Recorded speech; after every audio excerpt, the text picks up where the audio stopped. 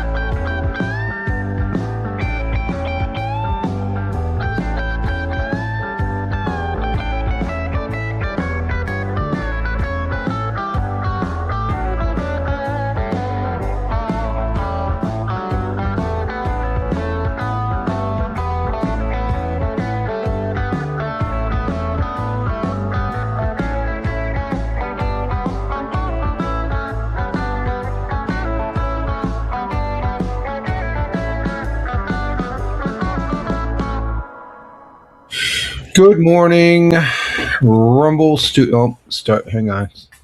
Do this every time here. Start it over. Here we go.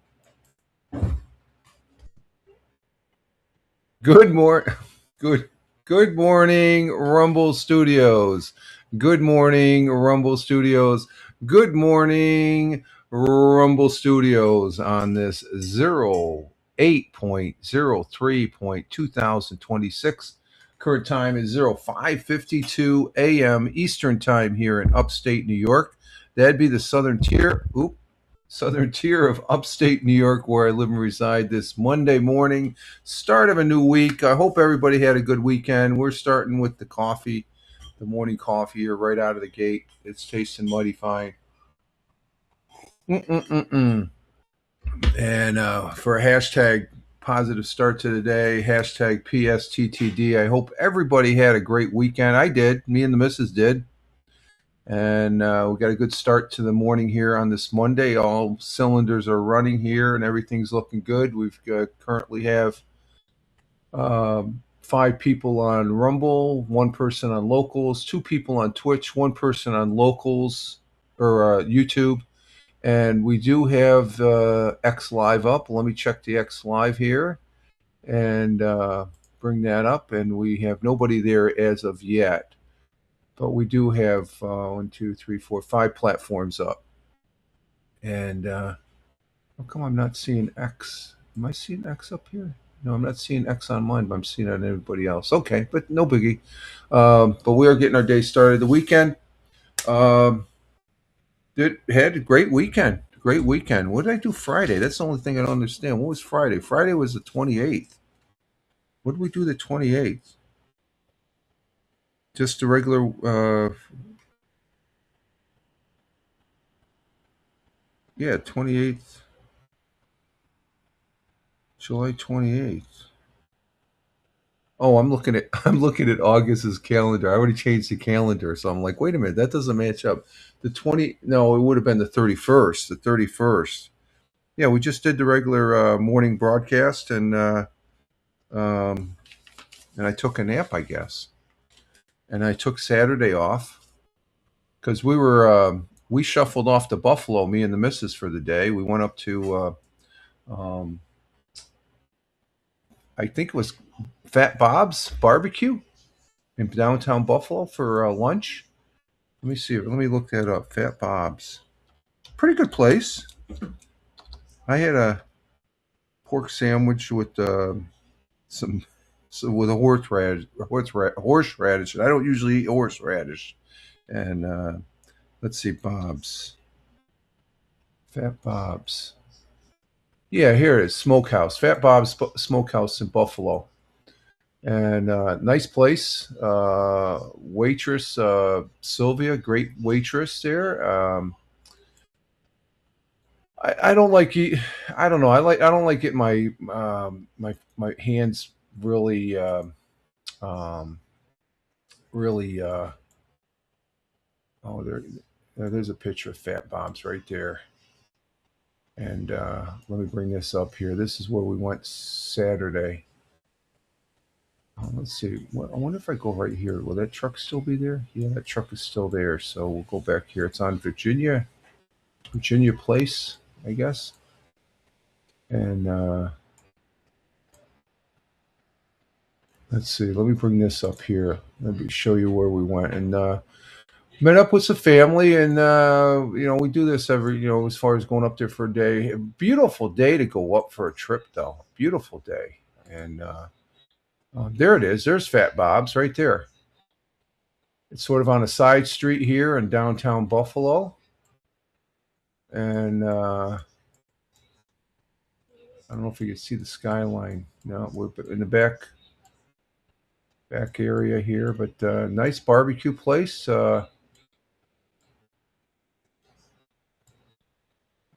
Couldn't ask for a better waitress, though, as far as that goes. So Fat Bob's, good place for some lunch.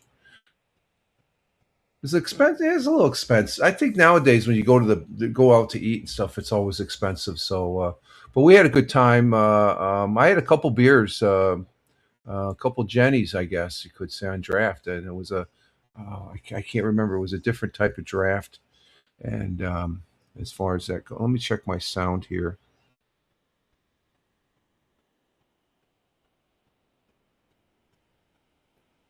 Okay. Okay, we got good sound. So that's and then our ride home. Normally, there's enough daylight out that um, we went up 86, 390, and then 20A going across. We didn't take the throughway, and we're going to take the throughway coming back. But it was such a nice day. We took 20A coming back, and coming back, there's this one section of 20A, and you get to this point where you come over the hill, and then the road is straight, and you can look and you could see almost 40 miles all across upstate New York. Gorgeous view as far as that goes, and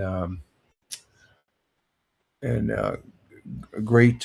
a great time and stuff like that. So and then yesterday I broadcast Lord of the Rings online. We had a couple hours. I was going to go. I did mention about going on broadcasting Guild Wars, but I got sidetracked. We had a fire. I'm going to be talking about. There was a major fire here yesterday at a local farm over there in town of Barton. Hey, Double J's, how you doing? How far are you from the wildfires? I don't think there's any wildland fires going. Well, the ones that are up on the eastern part of California, they're. Um, I think they're pretty much out. Where our air quality is pretty good. Let me see air now. Let's see. But good morning, Double J's, coming in from that undisclosed location, and let's see. Let's see what our air quality. Yeah, our air quality is good. So there's no real wildland fires. I can say the air quality probably out west is not all that great because that's where the wildland fires are. They're out in the western part of the country. Actually, the air quality in Washington, Montana, and North Dakota isn't that great right now because of the wildland fires out there in Western California, out there near Calgary and Vancouver. I think those are if those that's the only wildland fires, major wildland fires that I'm seeing right now. And let's see. Oh, okay. Let's see. Double J's just to clarify. Yeah, my bad. Confused Washington State with Washington D. Oh, no problem. Yeah, that's out Washington State. They're in the midst of that and stuff like that. And no, we didn't get any smoke. The air quality right now. I'm looking at the air quality. The air quality is good. Okay, we've got. Let's see. Our air quality is at 26. Anything below 50 is in the green. So we're doing good as far as air quality and such there. So and then we got Tina, our Jersey girls here from Central New Jersey. Thank you, Tina. How you doing? Good to have you. Hope you had a good weekend. Same with you, Double J's. Hope you had a great weekend. And Tina saying hi to Double J's and we got a good morning to the missus from Tina. The missus, she before say good morning to everybody. She said good morning also to you, Tina, your way, and then Double J's is saying good morning to Tina, and and you didn't hear my notification. Well, I don't know what to say about that. I'm on mine are on. I don't know how the notifications work and stuff like that. You might have to maybe there's an update for your app or something like that, Tina. I have no idea.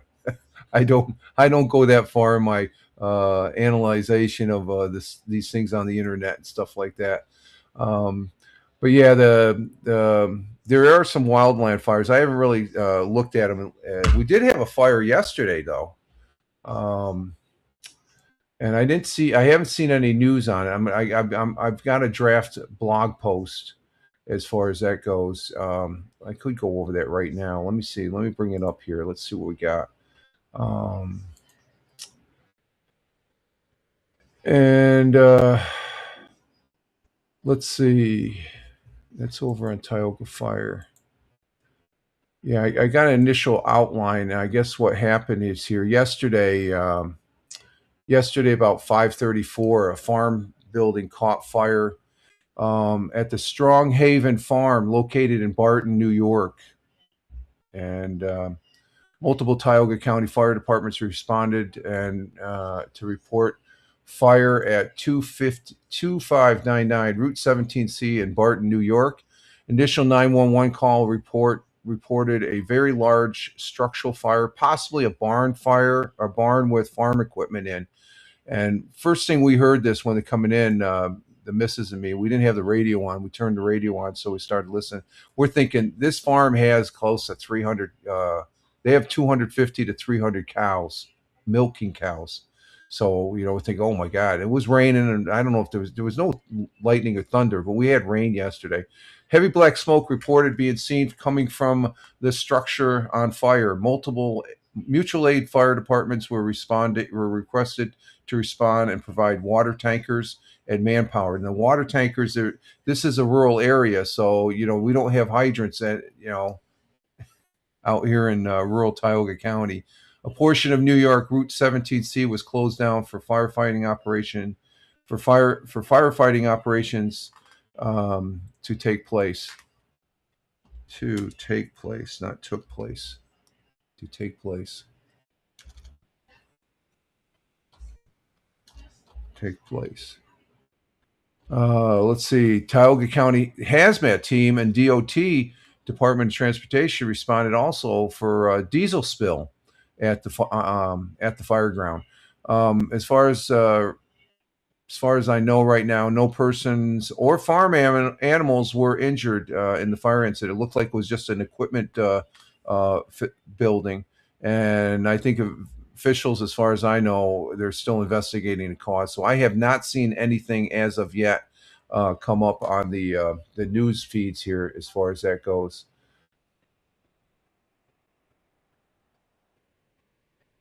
And let's see, Double J's. Oh, I gotta. Let me increase this. The text is so small. Double J says, So when these fires come into urban areas, does the hot shots work with local firefighters and coordinate? How does that work? Well, if you're using hot shots, that's really rural. You're talking about way out in the forest and stuff.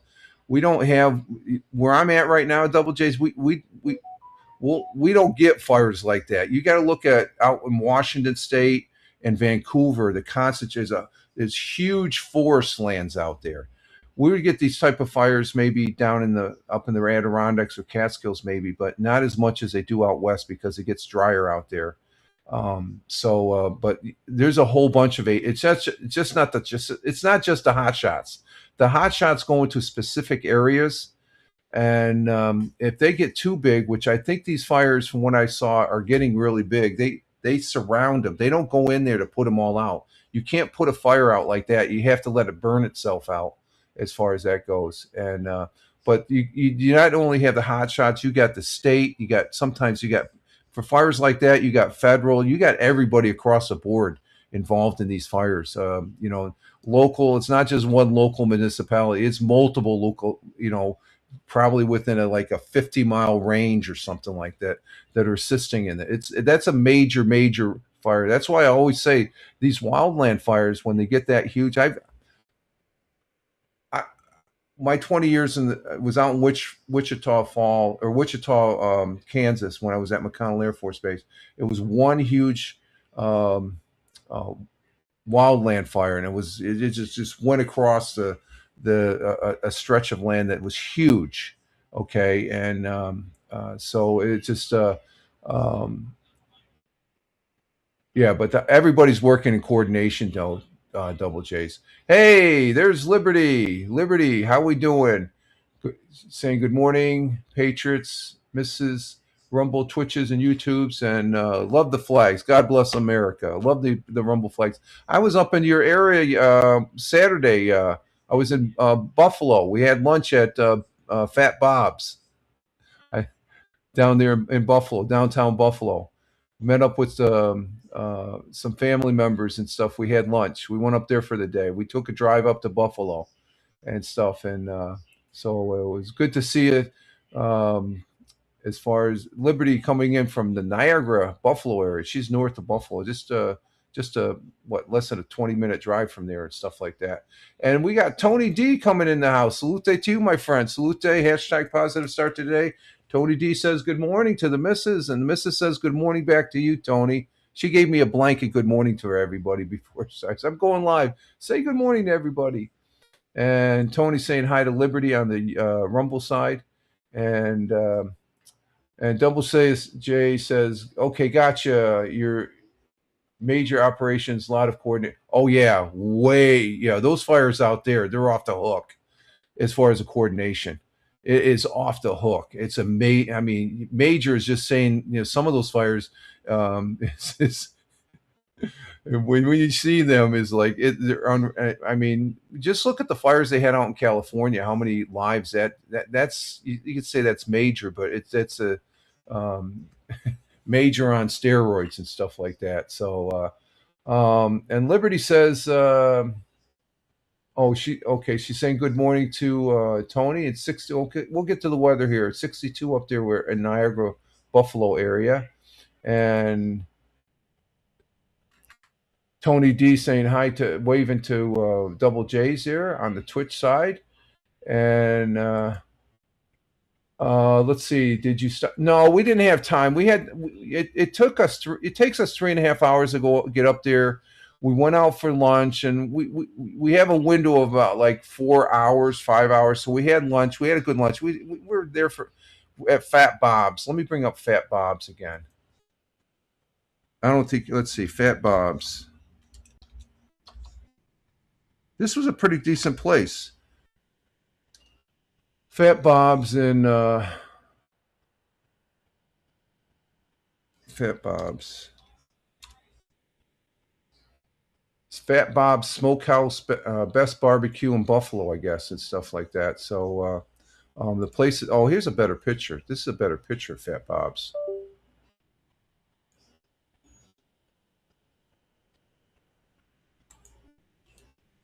Let's see. What the hell? Let me see something here. Hang on for a minute. I'm going to bring this up again. Fat Bob's. Fat Bob's Smokehouse.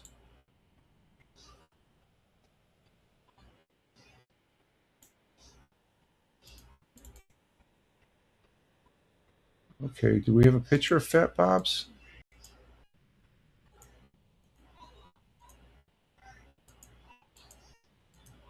Oh, damn it. There's a picture. Let me get this picture here. Hang on, folks. I mean, this place is stacked. It's a nice place. What's that picture? I should have took a picture of us out the front door. Oh, let's see. What am I looking here? Damn it. Fat Bob's. Where's Fat Bob's? Fat Bob's barbecue. Barbecue. Where's the pic?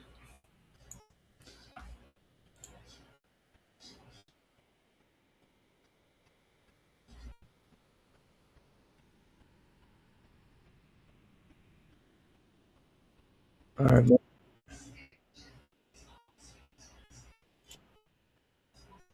Oh, I'm trying to find this. Geez, I had the picture just a moment ago. Hang on. Let's see. Let's look at this again.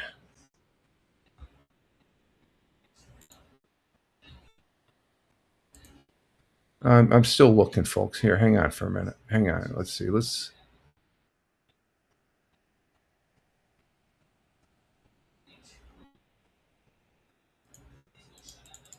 Oh, there it is. There's the picture I want. That's the picture I want right there.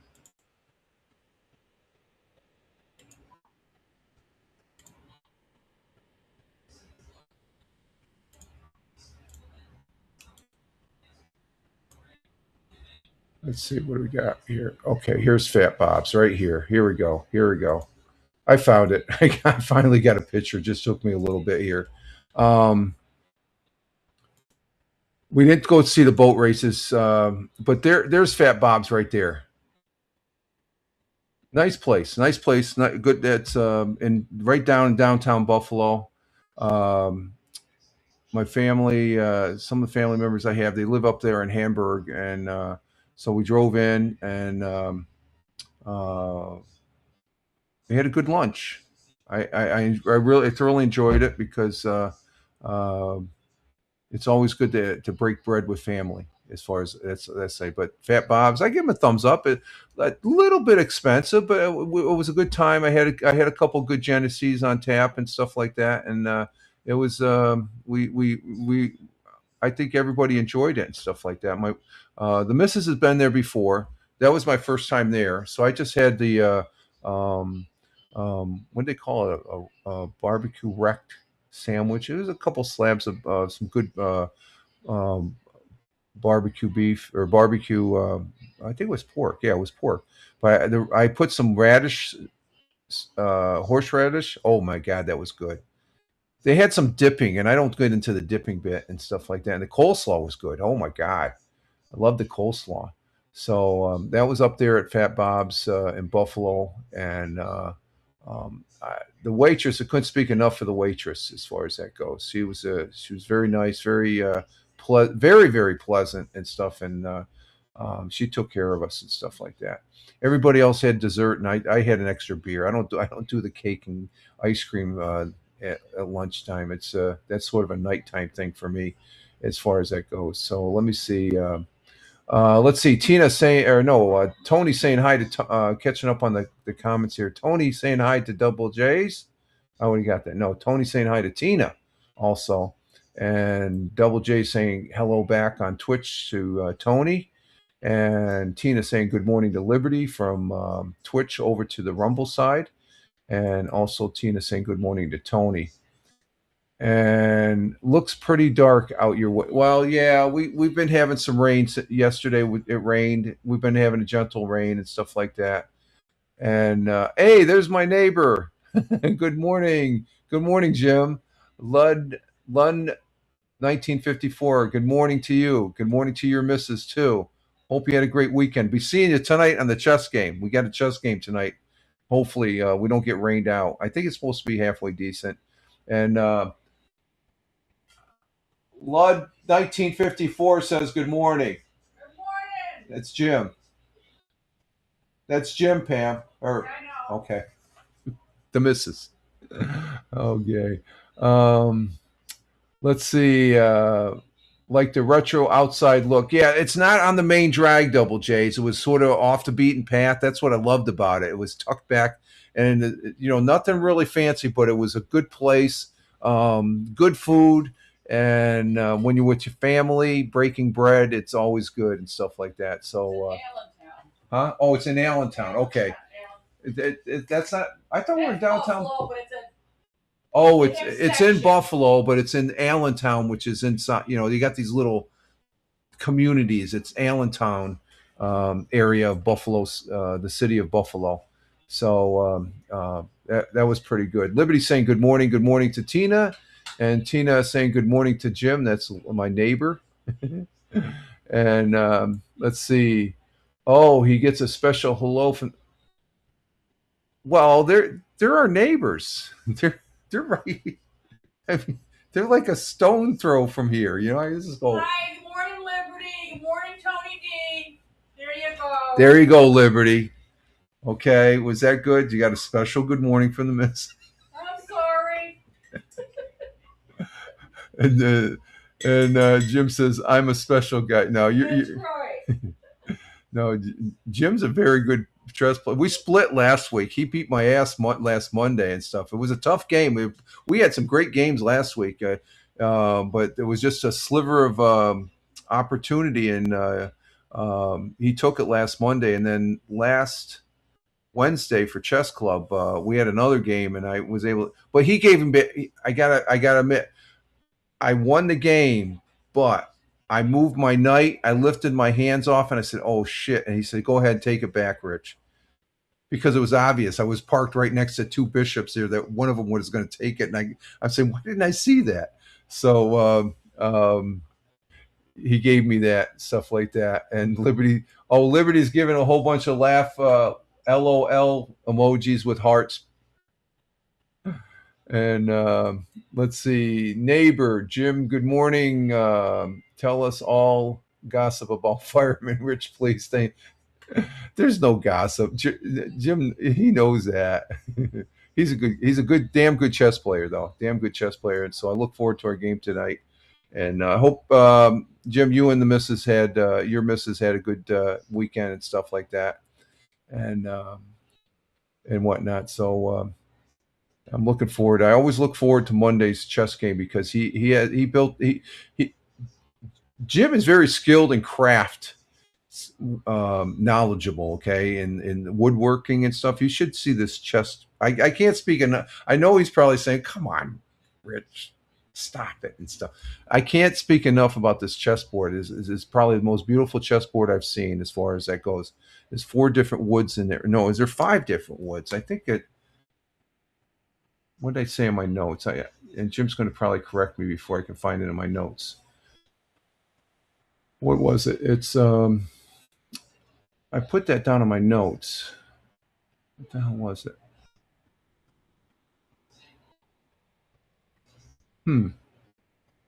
I thought I had it in my notes. What the hell? No. Okay. But it's 5 different woods, I believe, as far as that goes. So we'll be playing tonight, and I'll be reporting the loss I suffer. I always go in there. I think it's like when we play Oregon Trail. It's like before we start playing, we all say we're going to die. I always say that I'm going to lose my ass to my neighbor in chess. Okay, everybody's here. We got a full chat room here as far as that goes, and it's good to be here. And it looks like everybody had a good weekend.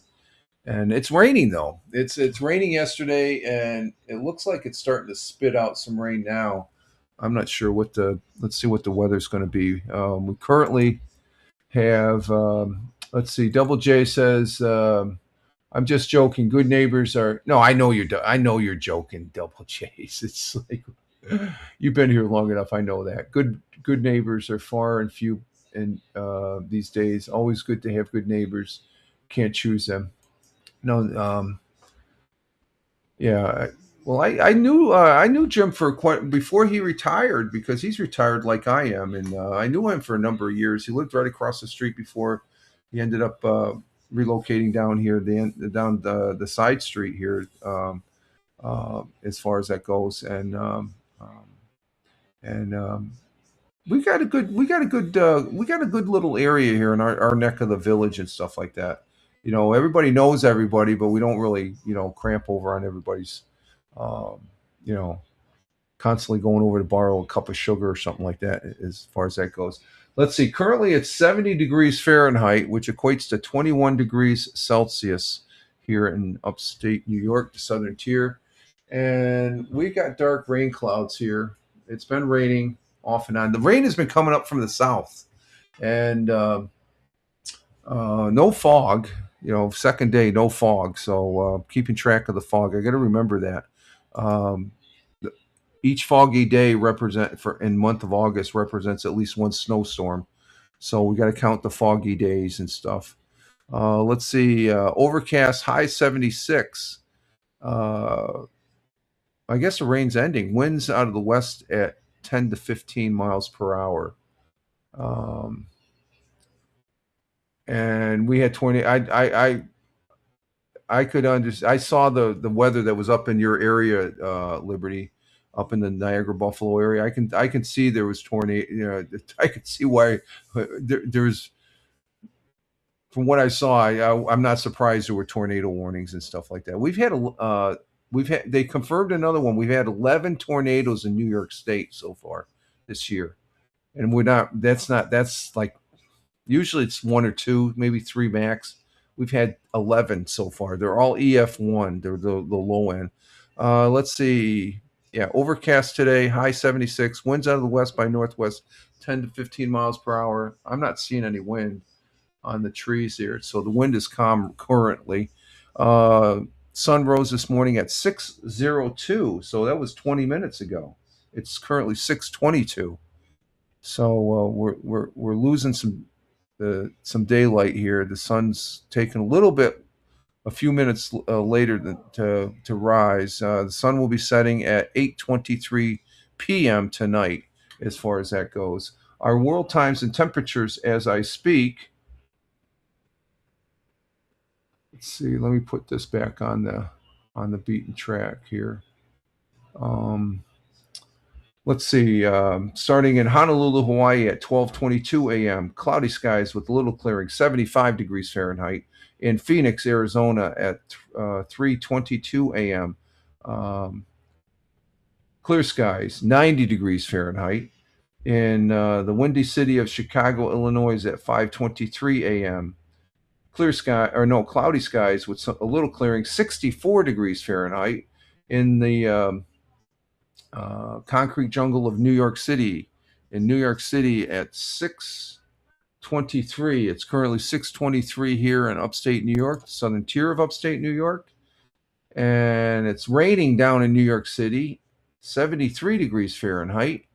And Tina, our Jersey girl, she's letting us know down there in central New Jersey. Currently, it's going to be 74 for the high, or for the low, 74 for the low, 82 for the high down there in central New Jersey.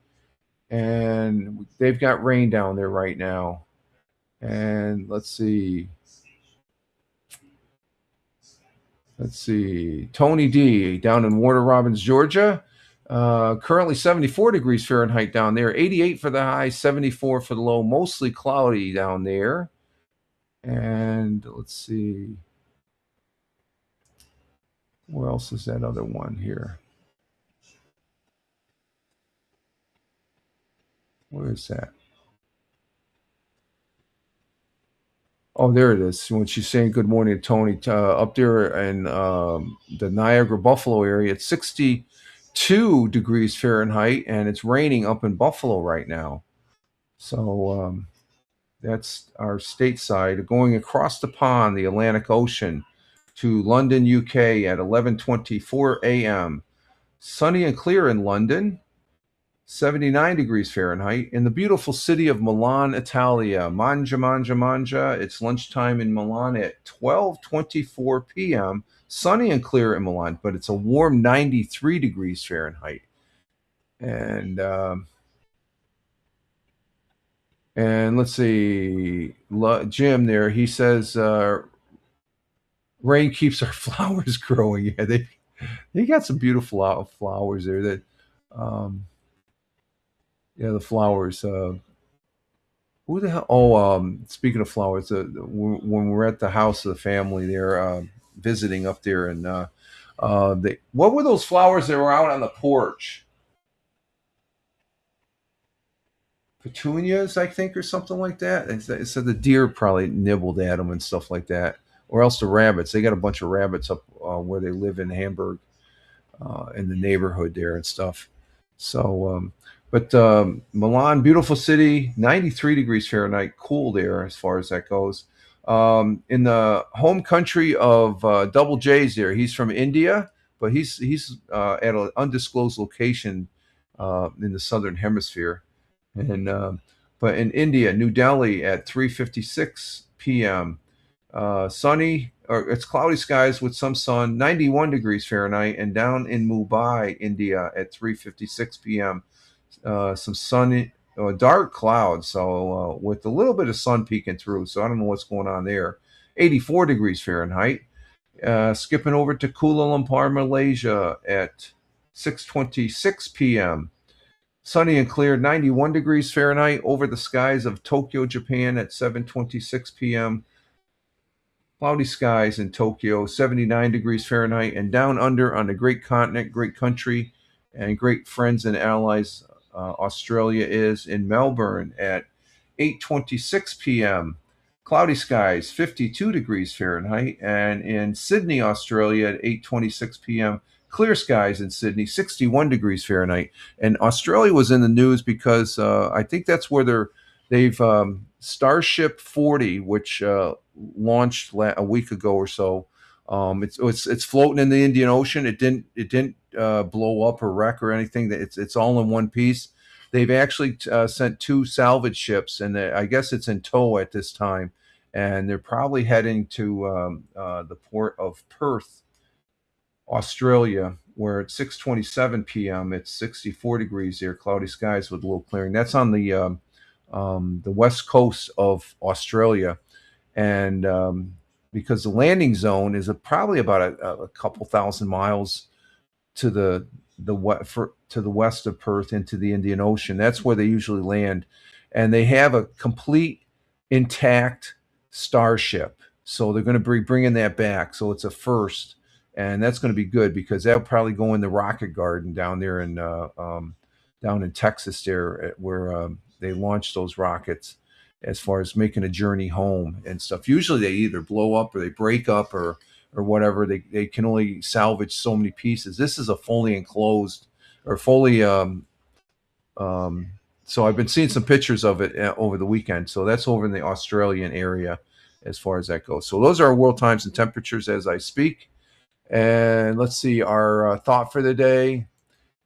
Let's see. Our thought for the day is from. We've had a thought for the day from this individual last week, and I went out on the limb. For me, he's the greatest basketball player in my lifetime.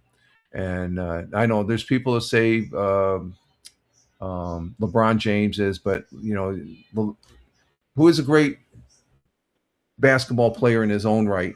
But Michael Jordan. Michael Jordan is by all means is my favorite, and I think he's the GOAT in my opinion.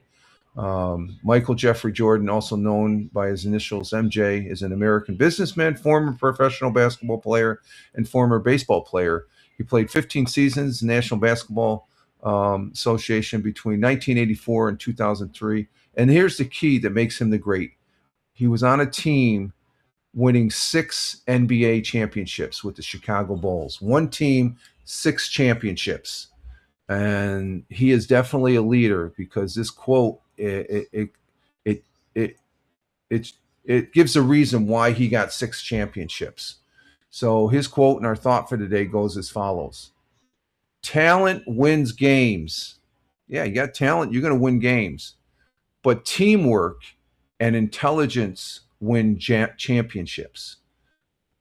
And the intelligence, that's a strategy. How are we going to win against these guys? Let me read that again. Talent wins games, but teamwork and intelligence win championships. Michael Jordan. And that's how they got 6 championships. They had the talent, not just on Michael J., but he had a whole bunch. He had Scottie Pippen and a bunch of other players there that on the Chicago Bulls. Their bench was tremendous. I didn't really care for him because I'm a Boston Celtic fan, but you had to respect him. And intelligence, teamwork was key as far as that goes. So his basic meaning, individual skill creates short team success, but ultimate lasting achievement requires collaboration and strategy. It highlights 3 core ideas: raw talent, working together, and smart thinking. You got to have those all dancing together. And the Chicago Bulls did that with MJ, Scottie Pippen, the others to win 6 championships. That's why Michael Jordan is, to me, the GOAT. So thank you, Michael Jordan. Good to see you still with us. Hopefully, he's going to be with us for a long time. A great basketball player, and I'm not trying to. There's other players out there that people say they're their favorite. Well, that's your opinion. My opinion is Michael Jordan. I'm going to stick with that as far as that goes.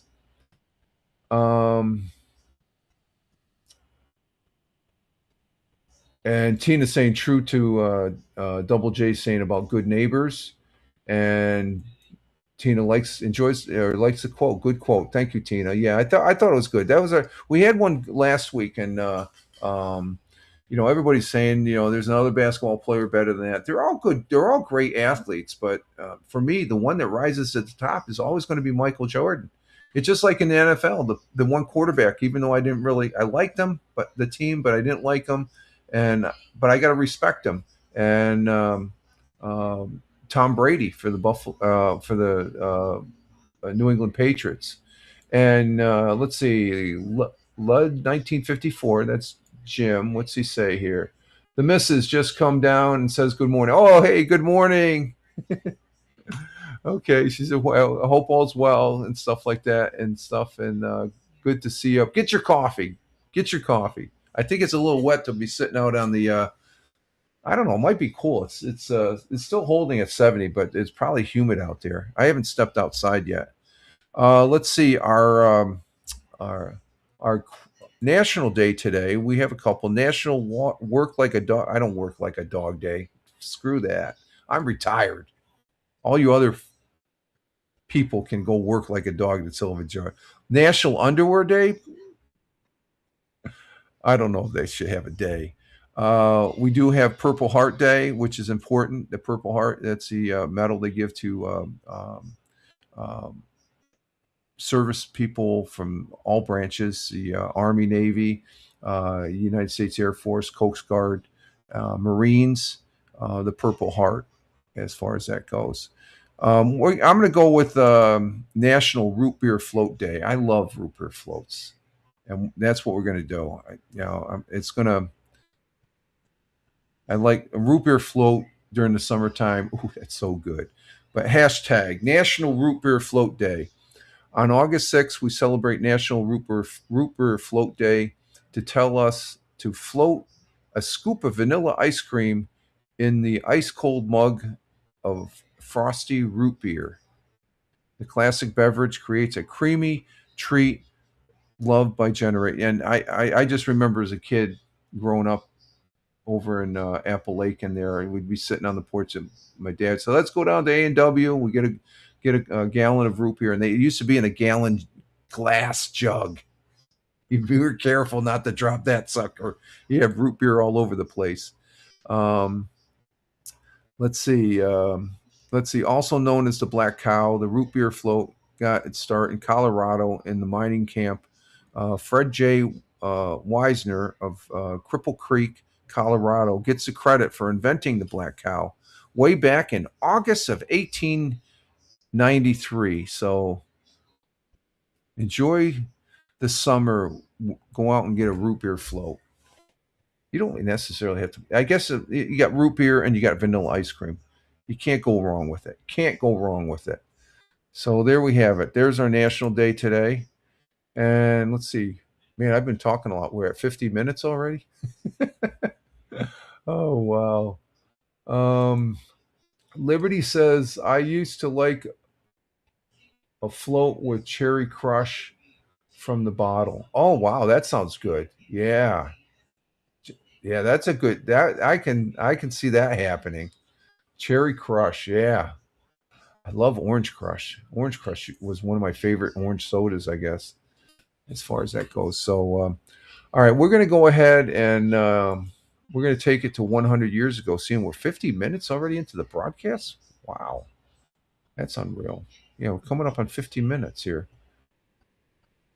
Okay, let's see. We're going to go ahead and do 100 years ago over there on Fox 40 and see what happened here in the southern tier of upstate New York 100 years ago with Roger Luther. That's the Broome County historian who narrates that. And let's see. I'm going to just recognize we got 6 people on Rumble, 1 person on Local, 3 people on Twitch, 3 people on YouTube. Thank you, YouTube. And over on X Live, what do we have over there?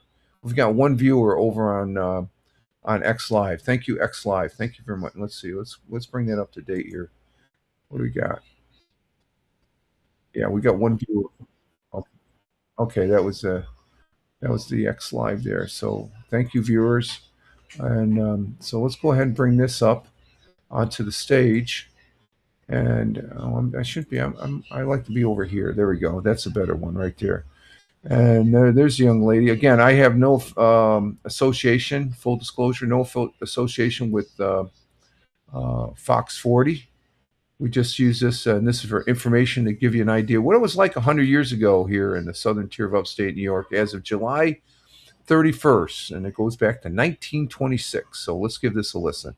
Now we're taking a step back into Broome County's archives, a human skeleton discovered at a work site in a cigar factory being transformed into classrooms. Here's Broome County historian Roger Luther with the news that made headlines in Broome County 100 years ago, and it's brought to you by AVRE.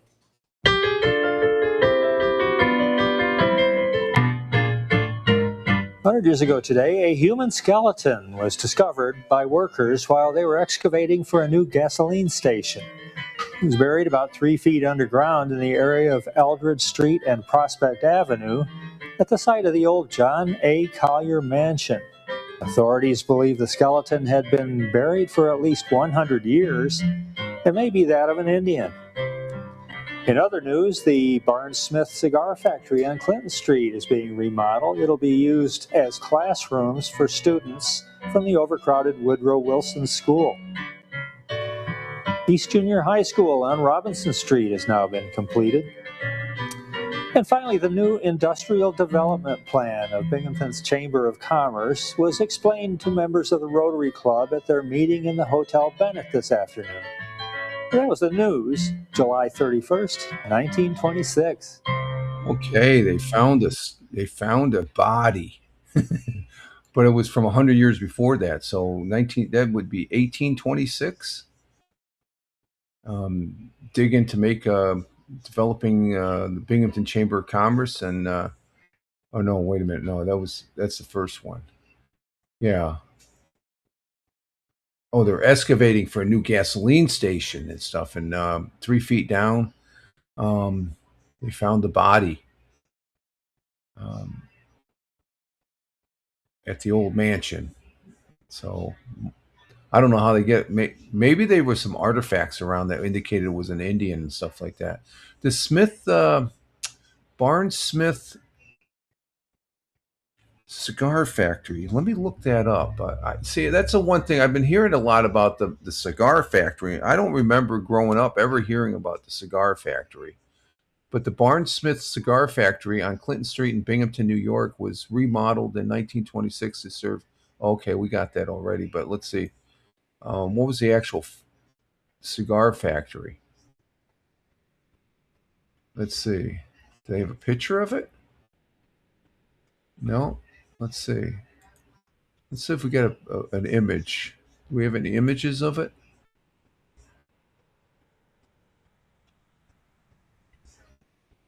No, let's see.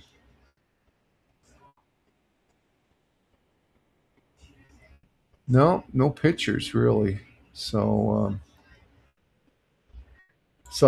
I guess they made cigars here in the southern tier of upstate New York, which I find pretty pretty intriguing and stuff. I never heard about that when I was growing up. So that's interesting, very interesting. And let's go ahead and remove that and put it over there. So interesting stuff there. Interesting stuff.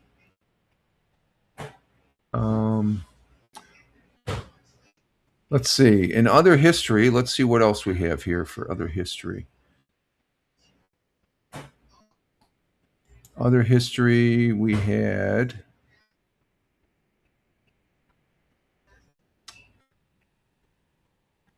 It was on this day 100 years ago, Tony Bennett, the famed jazz and pop singer who passed away just last year. God bless him. You know, I liked Tony Bennett he was great. He was born, today's his birthday, winning 19 Grammys. He grew up in a poor family of Italian immigrants, but his uncle was in vaudeville. Was a vaudeville tap dancer, giving Tony an early window into show business. So after singing in restaurants for money at age 13, he had 3 number one pop hits in the 50s, and great singer, one of the greats. He was a World War II veteran. Tony Bennett sold over 50 million records worldwide. In concert, Bennett always sings one song, usually Fly Me to the Moon, without any microphone or amplifier, demonstrating his expert vocal projection as far as that goes. So a great go. Oh, I smoked a Tipperilla. Yeah, that's right. He did say that, didn't he? Forgot about that. Yeah, the Tipperilla. It was a Tipperilla commercial, I think, Liberty, or something like that. I vaguely remember something like that. Let's see. In other history, America's first intercollegiate athletic event was held between Yale and Harvard for a crew racing. Crew racing. This is back in 1852. Crew racing is the rowing. That's what the Norway fans were doing. They were woof, woof, woof. Let's see. In 1968, the Doors started a 2-week run at number one on the U.S. single charts with "Hello, I Love Ya." The group's second hit reached the top of the charts back in 1968. 1972, the Anti-Ballistic Missile Treaty was ratified by the U.S. Senate, which was a good thing.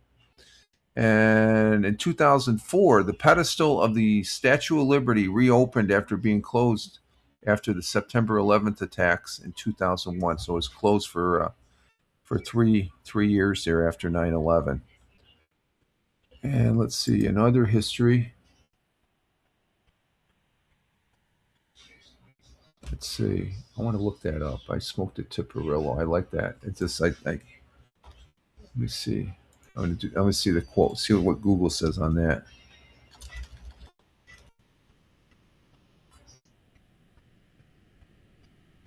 Oh, the Tipperillo was referring to the cigar article. Okay, I thought you were relating that to Tony Bennett.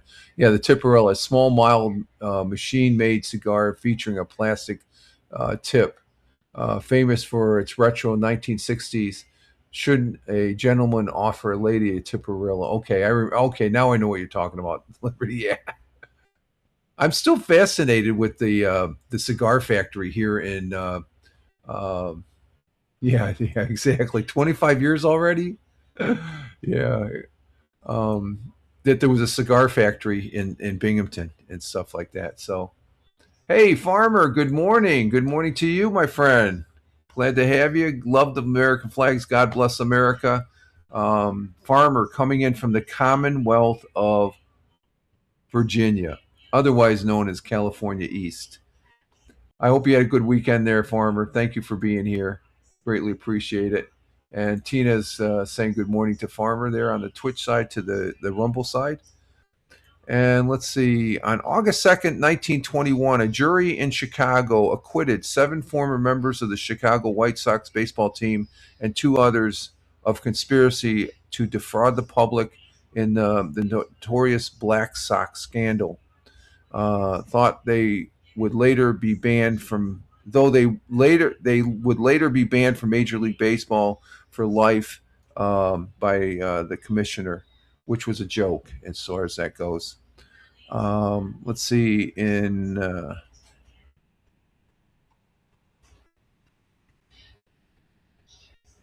let's see, 1876, frontiersman Wild Bill Hickok was shot and killed while playing a poker game at a saloon in Deadwood, Dakota Territory by Jack McCall, who was later hung. Okay. And in 1923, 29th President of the United States, Warren G. Harding, died in San Francisco. Vice President Calvin Coolidge became president. I think he got reelected after that. And 1945, President Harry S. Truman, Soviet leader Joseph Stalin, and British new Prime Minister Clement Attlee concluded the Potsdam Conference. And it was back in 1990, Iraq invaded Kuwait, seizing control of the oil-rich Emirates. The Iraqis were later driven out by the U.S. In Operation Desert Storm, and I never got deployed to that. I was still in the service as far as that goes. I was in, me and the family were stationed in Aviano Air Base, Italy, and I remember driving several fire trucks that were being deployed to that for that operation there onto a C5. We had a lot of aircraft come through during that. There was a very busy time and stuff like that. And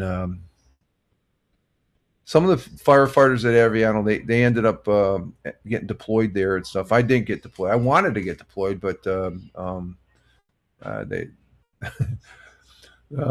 my assistant chief and the fire chief said, "Nope, you're staying here, Rich." You- they send all the younger guys and stuff like that, and they, that would have been something. That would have been something. But I supported the operation there and stuff.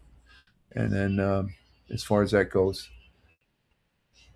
and let's see, Farmer is saying good morning to Liberty, Rumble to Rumble. Okay, there's our history.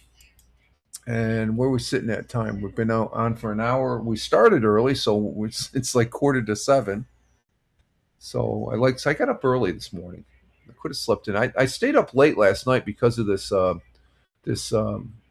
fire we had yesterday, and I don't know if I can bring up the audio. No, I'm not going to bring up the audio. I have an audio take on it and stuff like that. So let me see if I can. No, let's see. I got to go here. I got to bring this up first. Let's see. And this was a major fire. It involved like five fire departments, I guess. Let's see. Log in. Do I have to get the? Let's see if I can bring this up.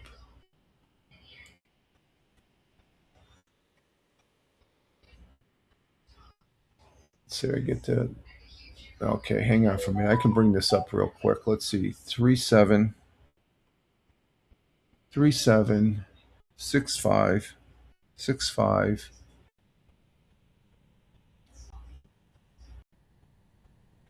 It's the last two. Okay. It's okay. I'm gonna play a portion. I'm not gonna play the whole thing, but because I still have it in draft. The audio of the response to the fire yesterday, and let me go ahead and bring this up. And this was the fire that happened over there on the Strong farm. It's one of many farms. It's one. I mean, it's one of like 5 or 6 major farms here in Tioga County, and it's like just it's a few minutes away from where I'm at here and stuff. And we have a farm that's behind me. There's a farm over on the other side of the. I mean, we have dairy farms all over the place and stuff. So let me play this. This is the audio of the radio traffic. So let me go ahead and play this.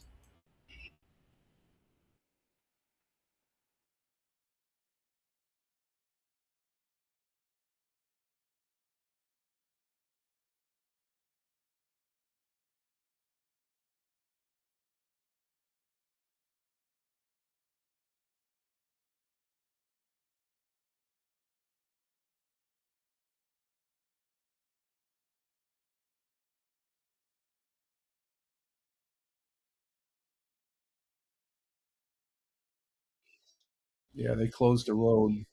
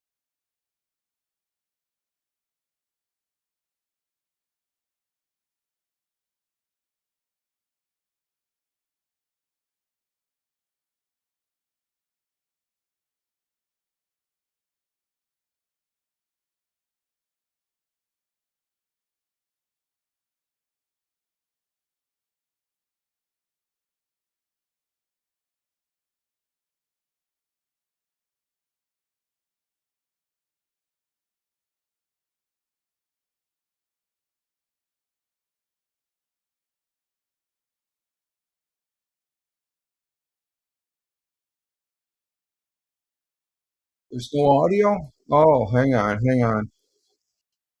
Why is there no audio? Hang on, hang on, hang on. There's no audio? Oh man, okay. Why is that?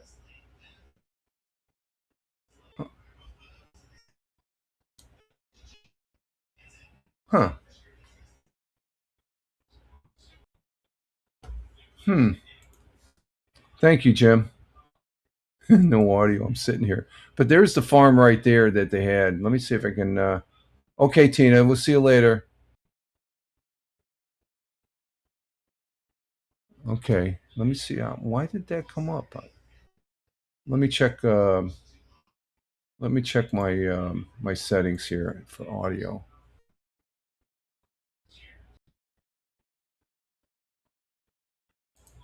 Let's see. Let me try this as far as if it comes up again here. Let's try this.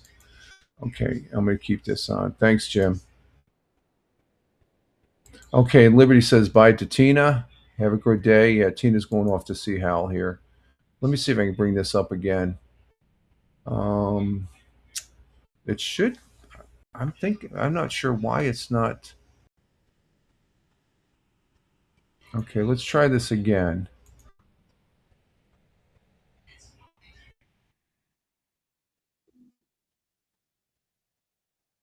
Let's see if it happens here.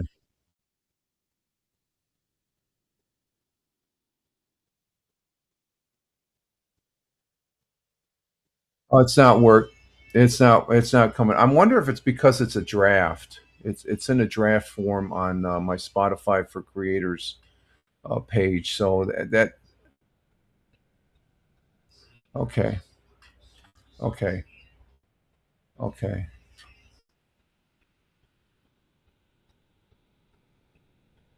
okay. So that's not going to work. Okay, that tells me something about the. Huh, that's interesting. Okay, let me change that setting back then on the audio. Let's see. Oh, you know why? It's because we're recording this, and that's probably why.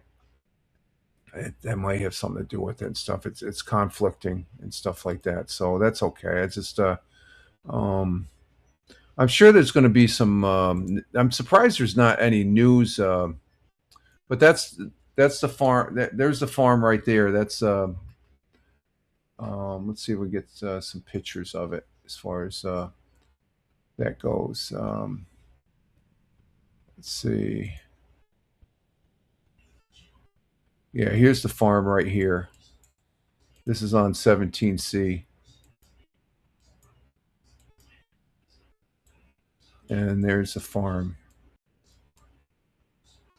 And I'm thinking it's over at the area. One of the one of these buildings over here caught fire and stuff.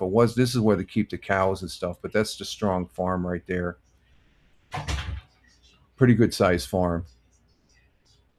And such. So but that was a big thing yesterday, and I was just following it on the radio, listening to all the activities and stuff, and then um, I've got a draft blog. I'm going to be posting it up on Tioga Fire Protection and Fire Prevention, and then post it on the on X and all the other places where I'm at as far as that goes. So nobody was hurt, no farm animals either, so that was a good thing. And no reported cause. It's too early. They don't, so there still hasn't been any. When we check the news and stuff like that on the second half of the broadcast here, we'll see what happens as far as I scan the news just prior to just before coming on, and I did not see any news activity on this fire. Of course, it's Tioga County, and the news agencies.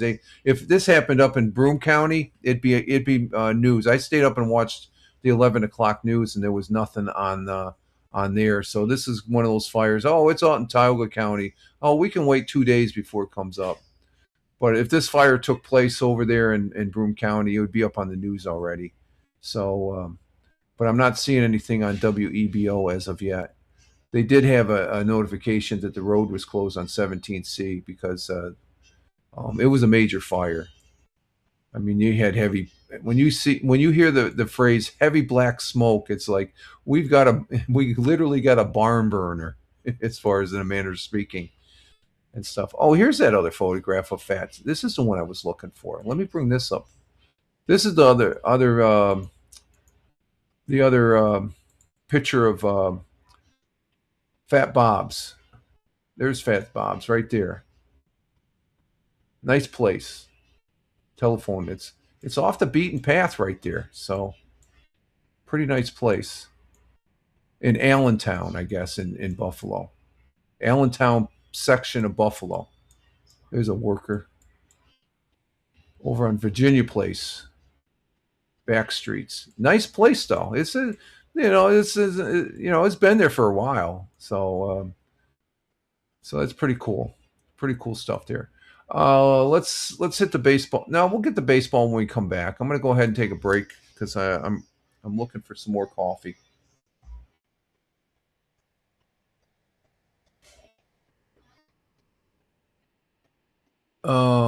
Let's see. Jim says, "Have you head out to an appointment?" Oh, okay, heading out to a point. Okay, Jim, I see you tonight. I'll be coming there to play a rousing game of chess there, and that's Lud 1954. He's my neighbor here down the road a little bit here and stuff like that. And Liberty's saying, have a good day to Lud 1954. Have a good day and be safe. Okay, take care, Jim. Ciao for now. Yeah. He's a great guy to know and stuff. So, okay, let's see. Yeah, we'll do because that's the only sports we have. NFL preseason is supposed to be starting this month, and I don't really see any news saying. Do want to make a show note. Tony D is going to be getting ready to start his broadcasting of Bell Kings Fantasy Football. I informed him that I'm taking a break from it. I want to sort of concentrate a little bit on my gaming as far as that goes. I might pop up there in the chat or something like that, but I will be promoting his when he starts that. But I saw a replay on him and Brian. They were talking, and he's getting ready to kick that back up. He has a new special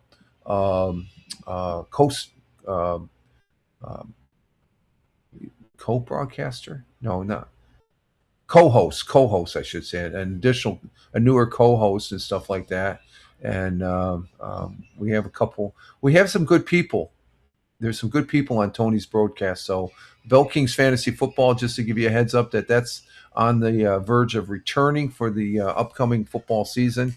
And I've been on there for a number of years, but I'm just going to sit back a little bit and stuff. And I do the reporting of sports here and stuff like that. And Tony and our good friend from Canada, Michael Bathurst, and all the other guys there, they do. I'll be in the audience in the chat, but I'm just a knuckle. I don't know jack about football. No, I'm taking a little bit of a breather and stuff like that. And I guess I got a little. I don't know. Last year, it just felt like I was getting burnt out a little bit every Sunday morning. So I don't want to tie up my Sunday mornings. And but I will be letting you all know that he and we may be talking about what they might talk about there on because it's good. He's had that show for a number of years. It was shortly after Haps class went down or something like that. I don't think. Yeah, it's his fourth year, I think, 4th or 5th year. So we'll keep tabs on that. All right, folks. I'm going to go ahead and take a break and. Let's see what we got here, and then we're going to go to here, and we're going to bring up our we'll be right back.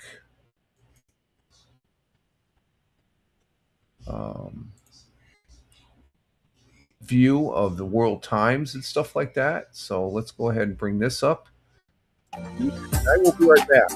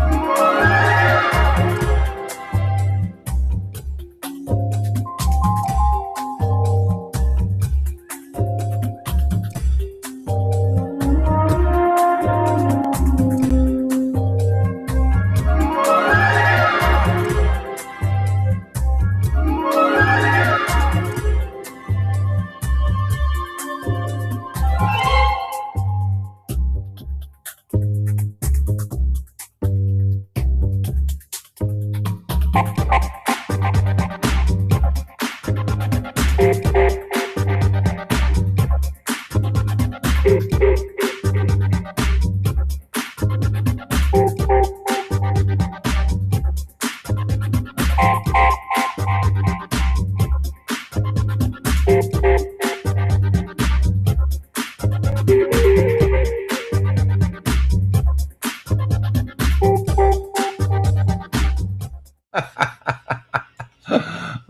I gotta laugh at that one. Oh, Big Juice, Big Juice. What are we gonna do with you?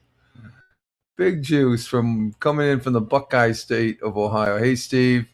He asked, "Did I make it for 100 years?"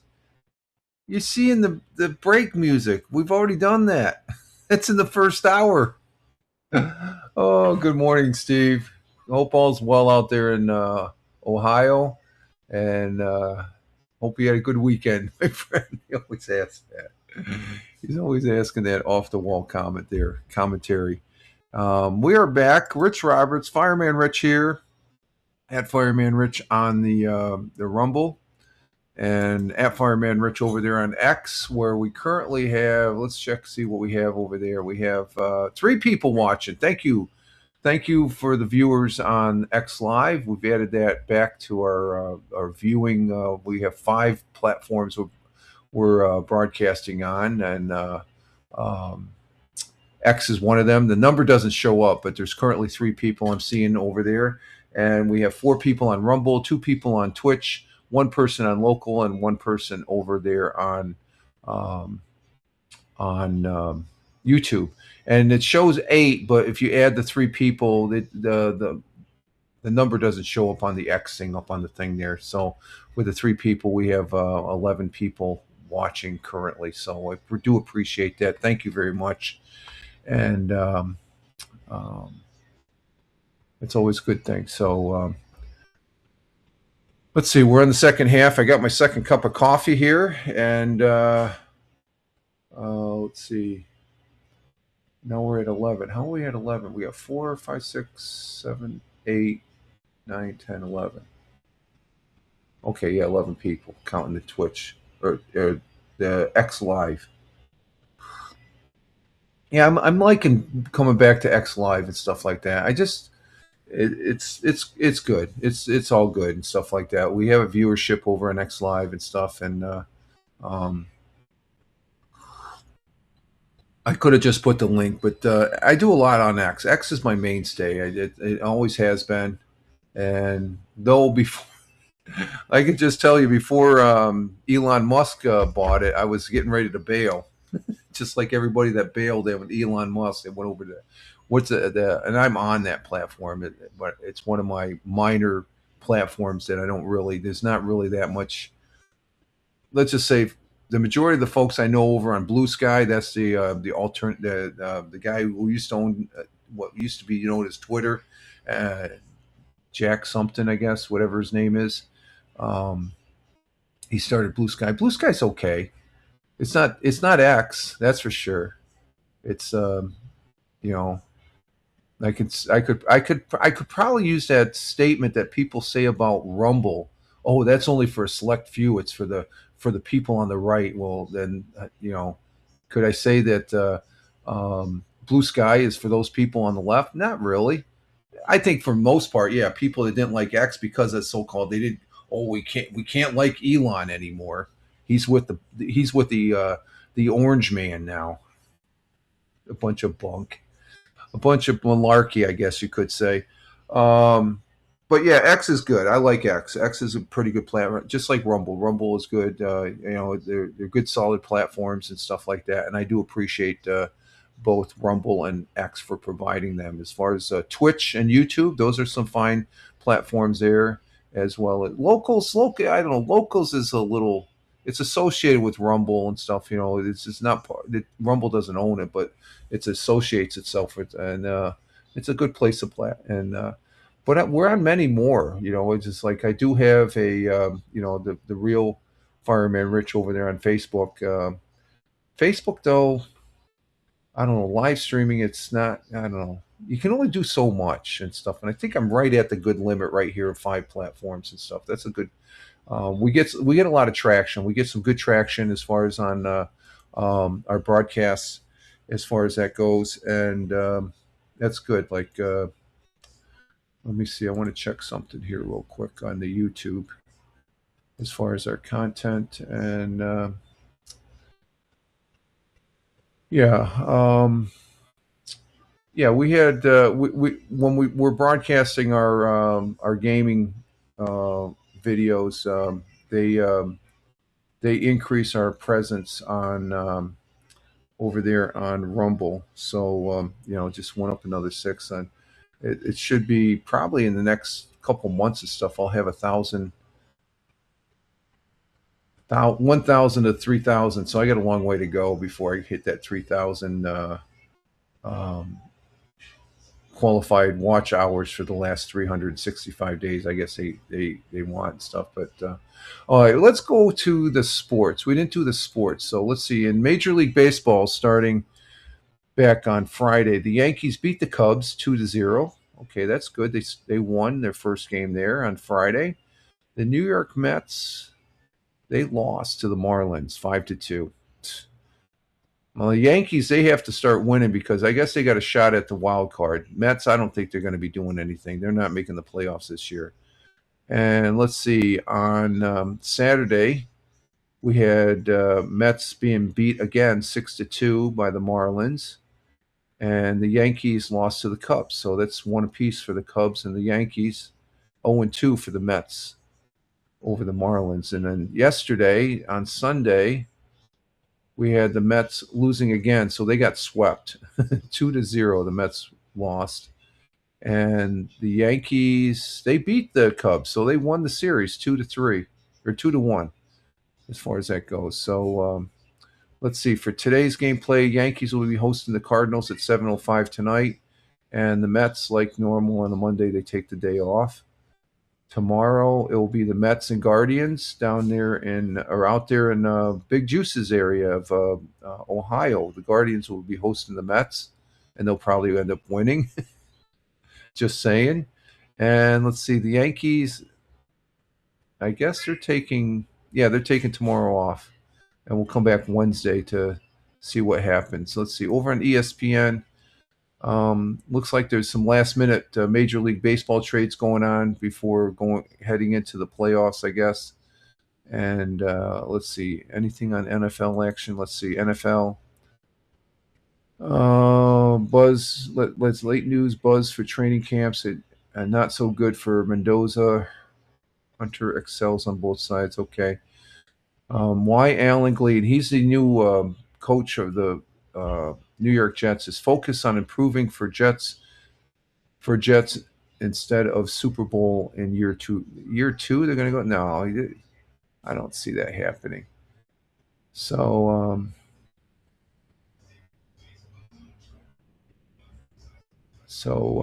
let's see. So there's nothing really going on that I see. Of course, when Tony D starts up Bell Kings Fantasy Football, I'll be getting my football information from him because they do a good job as far as that goes. Him and Michael, they're pretty astute.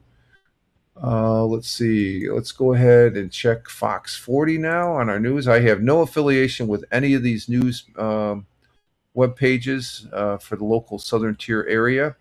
They are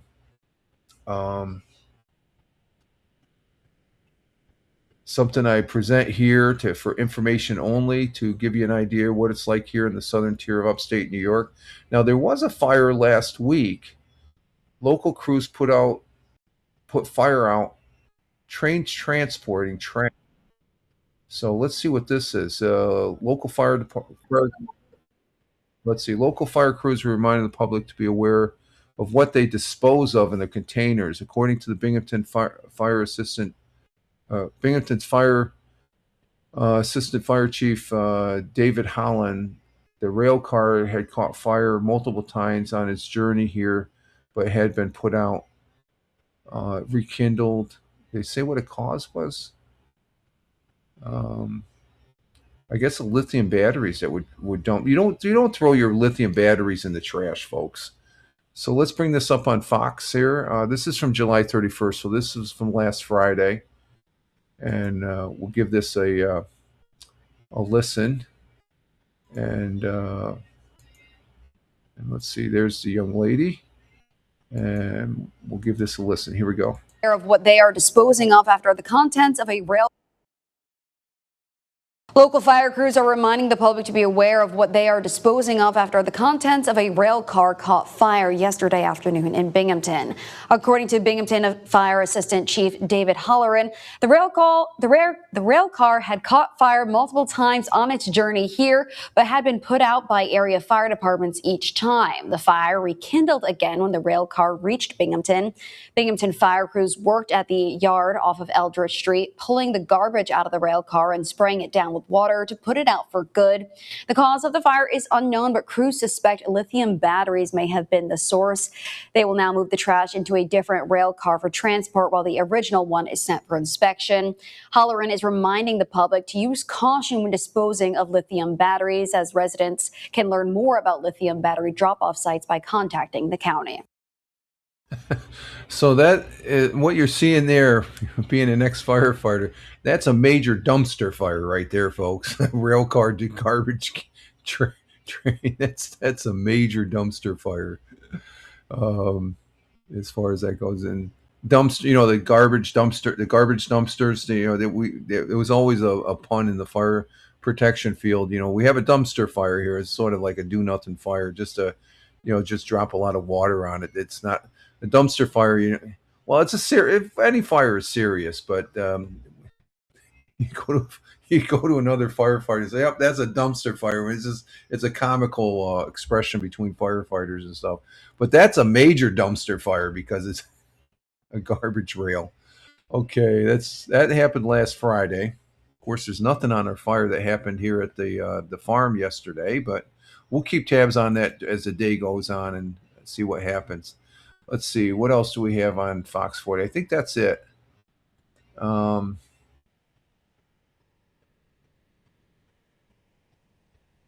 Let's see.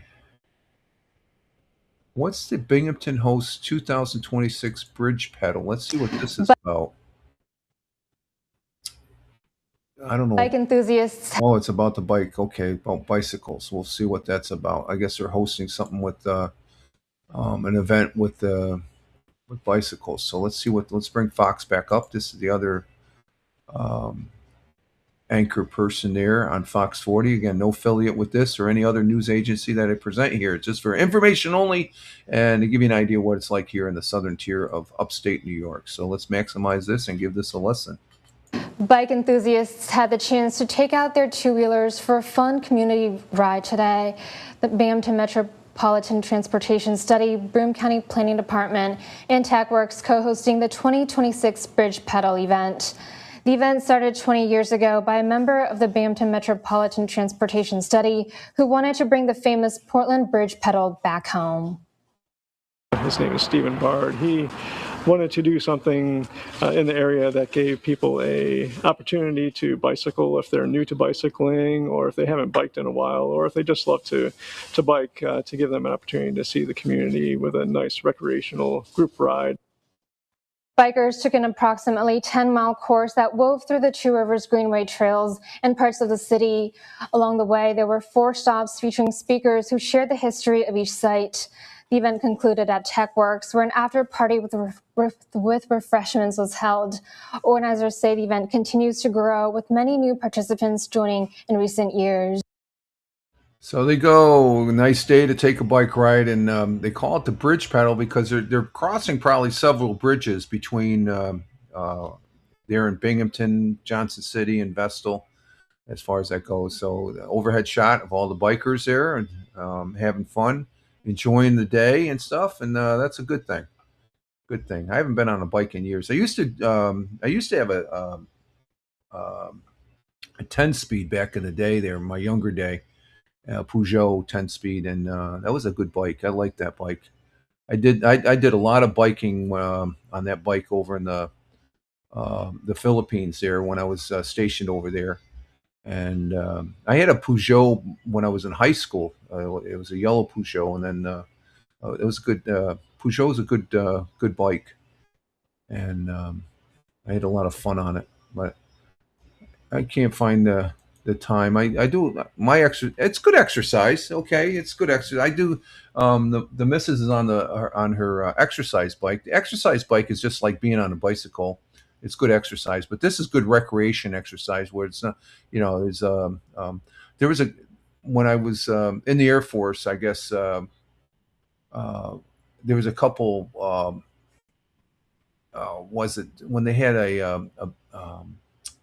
or was it a base picnic and stuff like that on the 4th of July and stuff like that? They would have a fun race and stuff like that. And I got into racing it a couple of times and stuff like that. So, but I've done some long journeys on my back in my younger day. Philippines, it would be nothing for me to go, 15, 20 miles out and then come back 20 miles and stuff. I had to be careful because I think there was one time I came back, I went too quickly into the air conditioned barracks, and I ended up getting very sick for like 3-4 days after that because of you got to cool off properly, and you can't go from a very warm environment into a cold environment. And I just remember that was one time coming back from a long bike ride back then. It was good, and get a good chance to see the countryside there. And okay, so there's that one. Let's go ahead and see what else we got. I think that's it for Fox 40. And let's see.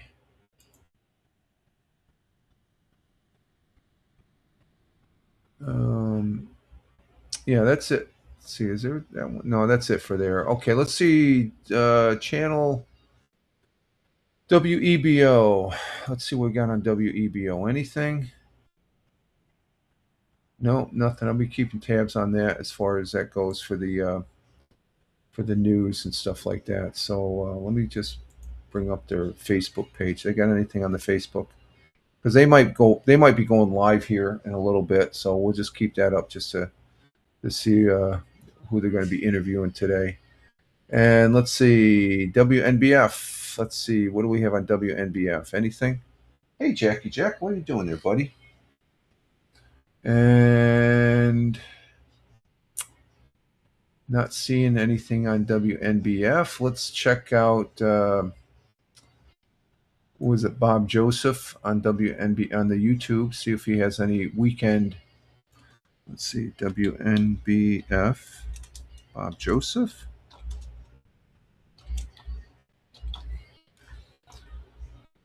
And let's see, what does he have? No, nothing updated on W for Bob Joseph there. So let's see, Channel 12, WBNG. And we got a couple articles here. Okay. I think they're just wrapping up with the Broome County Fair drew tens of thousands of people. But before we get to that, I want to show you a place that we usually go to, me and the missus, the Cider Mill, which is up there in Endicott, New York. Let me bring this. This is a good place. This is a great place as far as to get apple cider when it's in season and stuff. And they opened a little bit earlier. And this is a place where if you were to come and visit, I would take you to go see this, because this is a great place, because you can actually walk through the when you go in the entrance, you can see the production if they're actually doing it, but you can see the processing line where they make the apple cider. So let's go ahead and bring this up. And yes, that is true, Liberty. It is time for the apples. It's time for apples. And the cider mill in Endicott, New York. This is a fantastic place. I love this place. This is like right behind the Ross Park Zoo and the Carousels, Ross Park Zoo, Roberson, and then this. This is the three best areas that I really enjoy. So let's go ahead and give this a listen. Let me turn the volume up so we can hear it and see what they have to say about the cider mill in Endicott, New York. Here at 6, a sweet centennial milestone happened for a local favorite in Broome County. If you smelled fresh apples and warm cinnamon in the air today, there is a very good reason. That's because the iconic cider mill in Endicott celebrated its 100th birthday today, drawing hundreds of local customers and loyal customers for cake, games, and of course, donuts. The staple officially opened its doors today, way back in 1926. Back then, local farmers brought in apples to be fresh pressed for just 2 cents a gallon. Now the cider mill is open daily from 7 a.m. to 6 p.m. And they celebrated with special deals for today only. Customers who stopped by were able to purchase donuts and cider at 50% off. Century-long devotees and first-time visitors flocked to the mill today to grab half-off treats and celebrate the historic milestone. I mean, this is one of the few places in town that you can actually still see people. You can watch the food be made in front of you. You watch the cider get made, you can watch the donuts get made, and that's something that you don't see anywhere else. So to still have something like that in our community, I think is very important. While General Manager Brent Natzel says he prefers the maple donut, which is only available Monday through Friday, he promises the traditional core of cider and donuts will keep them going for another 100 years. So congratulations to the entire cider mill family. And Andrew, this was my first time there, so of course I had to bring us back a couple donuts. We're celebrating 100 years all here at 12 News. That was actually my first story here, was going to the cider mill under the new management. So we'll enjoy our cider mill donuts as we celebrate. And that's good. Yeah, cheers to that. Cheers to 100 years and 100 more years. There it is, the cider mill. And Sincerely. oh, let me what do we got here? Double click something and stuff like that. So let's go ahead and remove that. But the cider mill, especially the cider mill donuts, when I was still working at the day job after I left Endicott, New York, I worked at IBM in Endicott for 9 years, and then the next 17 years I was at the so-called day job. That if I was talking to you personally, I could tell you where I was at, but I don't like talking. I made it a point that I wasn't going to talk about my day job. Not that I have a non-disclosure or anything like that. Just it was an important job, and I'd sort of like to keep it on the low key and stuff like that. It was a very rewarding job where I worked at. The work environment was great for 17 years. But one of the things when I worked there was a gentleman. And he's retired now from Endwell. He would come in, and he knew somebody. He knew a couple people at the cider mill in Endicott, and he would bring in like 4 or 5 bags of the day-old donuts. Oh my God, we had a ride. The coffee. Oh, we were putting extra pots of coffee on the mornings he would bring them in and stuff like that, and that was always a treat as far as it goes. And one guy there on the right, he had one of my favorite the old-fashioned donuts. Those are great and stuff like that. I love a great donut and stuff. And let's see, Farmer says, great, now I want donuts. Thanks, Rich. I want a donut too, because I tell you, you try one of their maple donuts, oh my God, are they good. And the old-fashions, and the apple cider there is delicious. It's just, I remember in grade school, because this place has been there for 100 years now. I remember taking a field trip there. One of my field trips when I was in elementary school was going there. So that's how long I've known the cider mill. I've known it pretty much all my life as far as that goes. It's always a great place to go. So we wish them the best of luck, and it is a great place to go. As far as that goes. Okay, let's see. We don't want that. Let's see what else we have on WBNG. Oh, the fair. The Broome County Fair. We got, let's see, do we have 2 articles there? Yeah, we got 2 articles. Let me just see what we have. Okay, let's go ahead and bring this one up. This is on the fair that ended this weekend.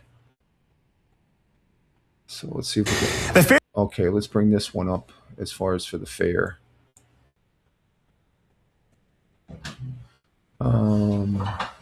Okay, we got that one. And this was...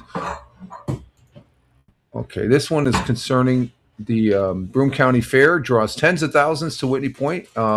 This is their county fair. Now, the county fair here in Tioga will be starting, I think it's this weekend. This week, I guess, or something like that. But this is the one in Broome County. And let's give this a listen here and sort of maximize it and see what happened at the fair in Broome County. The fairgrounds at Whitney Point are filled to the brim with community members gearing up for a fun, busy weekend at the Broome County Fair. Our Daniel Curran now joins us live once again from the fairgrounds with more on the weekend festivities and fun. Daniel. Well, that's right, Scott. Fair officials say that north of 20,000 people go through these gates for fair season each year, and creates memories that are passed down through generations. The smell of cattle and the sounds of a carnival have returned to Whitney Point. The Broome County Fair has brought tens of thousands into the county's northern region for generations. We now have individuals that are volunteering for us who were here when they were, 8, 9 years old, and now they're leading programs for us. Among those longtime attendees is Brian Akama, who began displaying his animals here 50 years ago and even met his wife on the fairgrounds while doing so. He says a lot has changed in that time. I can remember when I was a kid, we would have just 2 small barns here and we'd have tents. We'd actually show in tents. The buildings are very different than they were today. I would say 3/4 of the buildings that are here today were not here when I remember. Fair Vice President Jonah Reardon says this yearly tradition began around Binghamton and Johnson City, but moved up north around the 1880s to be closer to the local farmers. He says it's been a local staple ever since. We bring over 20,000 people through our gates, and because of that, all these businesses in our local areas, not only in Whitney Point, but southern Cortland and this triangle and all that, they're getting the business. Reardon says the best of this year's fair is still to come, with the rodeo on Friday at 7, tractor trailer parade Saturday at noon, and demolition derby on Sunday at 2. Our traditional grandstand events, it's what people look forward to. They wait all year to be able to see cars crash into each other, to see, folks on a bull get bucked, and then listen to those tractor pulls. You can hear them 10 miles away. That's how loud they can get. Now, the fair will remain open until 10 p.m. tonight, and it will continue operations on Saturday going from 10 a.m. through 10:30 p.m. and on Sunday from 11 through 5:40 before packing up. Live in Whitney Point, Daniel Kerr. Okay, so there's a piece on the fair, and let's see, when was that? That was aired live on Friday, so that's from this weekend. So it gives you an overview of what the fair looked like during the day. Imagine, they said north of 20,000, so over 20,000 people have attended the Broome County Fair, and looks like it was very successful. One of the things you saw, a young individual there walking a heifer, a calf. The 4-H, Broome County Fair gives 4-H competition a chance to showcase this year. So we have an article also on that. Again tonight at the fairgrounds in Whitney Point. And we'll give this commercial a chance to go through. But county fairs across the country partner with local agricultural and in Broome County. The fair gives a community chance to showcase animals through competition, and some of the competition is through the 4-H. And we got this the guy that was highlighting the broadcast from the fair. This is let me go ahead and bring this one up. Fairs are always a good thing. So let's go ahead. This is on WBNG again. No affiliation with WBNG, and let's go ahead and maximize it. And let's see. Get the volume up there and give it a whirl. Here he is. Go, take it away, Scott. Tonight at the fairgrounds in Whitney Point, local agriculture always partners with county fairs all across the country. And in Broome County, it's a chance for the community to showcase its animals through some friendly competition. Our Daniel Curran joins us live from the fairgrounds there with more on how livestock owners prepare for the week. Daniel. Well, that's right, Scott. I'm sure you and some of our viewers may be upset that it's me out here and not Andrew Freed, our unofficial 12 News Fair correspondent. But nevertheless, we are out here at the Broome County Fair, where it has been a beautiful weather day throughout, something that we've really been looking for throughout most of the week. Now, behind me are some of the barns that some of these animals are being kept in throughout much of this fair. Community members are showing things like horses, cattle, poultry, things like that throughout the week, and participants say this is a week that they have circled on their calendars throughout the year. These are my 5 pigs. I have Delta Dawn, Wicked, Hank, Bambino, and Tank. Macy Quayle has been showcasing her pigs at the Broome County Fair since she was 6. In that time, she's grown up with the rest of the local 4-H community. When people get together at the fair, you're just with a lot of people that have the same love for agriculture as you, and you get to showcase what you've been working all year for. Quayle has racked up several awards throughout her 11 years competing, including Master Showman and Grand Champion. She says a good display takes months to gain knowledge of your animal and get it in proper shape. Our prep starts usually around March when we purchase our pigs. And then you have to work it up for 6 months, getting your animals well conditioned, getting the muscle on them that you want, and the desired traits for show. Brian Acoma previously spent decades serving as the 4-H educator in Broome County. He says this is the time for kids in the area to see the fruits of their work. Whether it's on Christmas Day, their birthday, whatever it is, when they go on vacation, I got to get somebody else to take care of them, right? So it's not just the week of the fair. The week of the fair is a culmination of their year-long project. And above the competition of it all, Acoma wants attendees to learn the importance local agriculture continues to play in our day-to-day lives. We're always hearing about the food recalls. Well, buy it from the local farmer, right? Buy your food from the local farmer. Come here and meet your local farmers, meet your kids, ask them questions about how they grow their animals. So I think it's really important for people to understand that agriculture is here, and this is the next generation. Participants say here that the event here allows them to learn from other people, which in turn leaves a positive impact on their animals. Live in Whitney Point.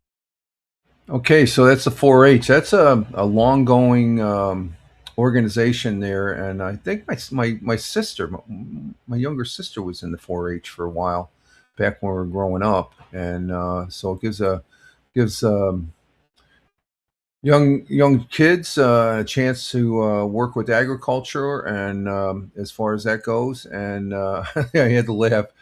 Liberty says, "What is the smell of cattle?" Oh, that's the same as the smell of oxen for the mercantile. Okay, we call that the farm smell here in the rural area. It's not the smell of cattle; it's the farm smell as far as that goes, and. And Farmer says they look delicious. What, the cows and the chickens there on that piece? Oh, God. Farmer's already eyeing a good chicken sandwich there or something. So, but no, it's a good deal there for the kids, and they're really into it, and you can see they're very serious about it too, as far as that goes. Farmer's laughing, and Farmer goes to Liberty 101, laughing. Liberty and Farmer laughing there. That gives you an idea. What that's a good portion of the most county fairs is your animals and stuff to get that blue ribbon, and the pie eating and all that and stuff. So good piece there, I say. So that's it for WBNG.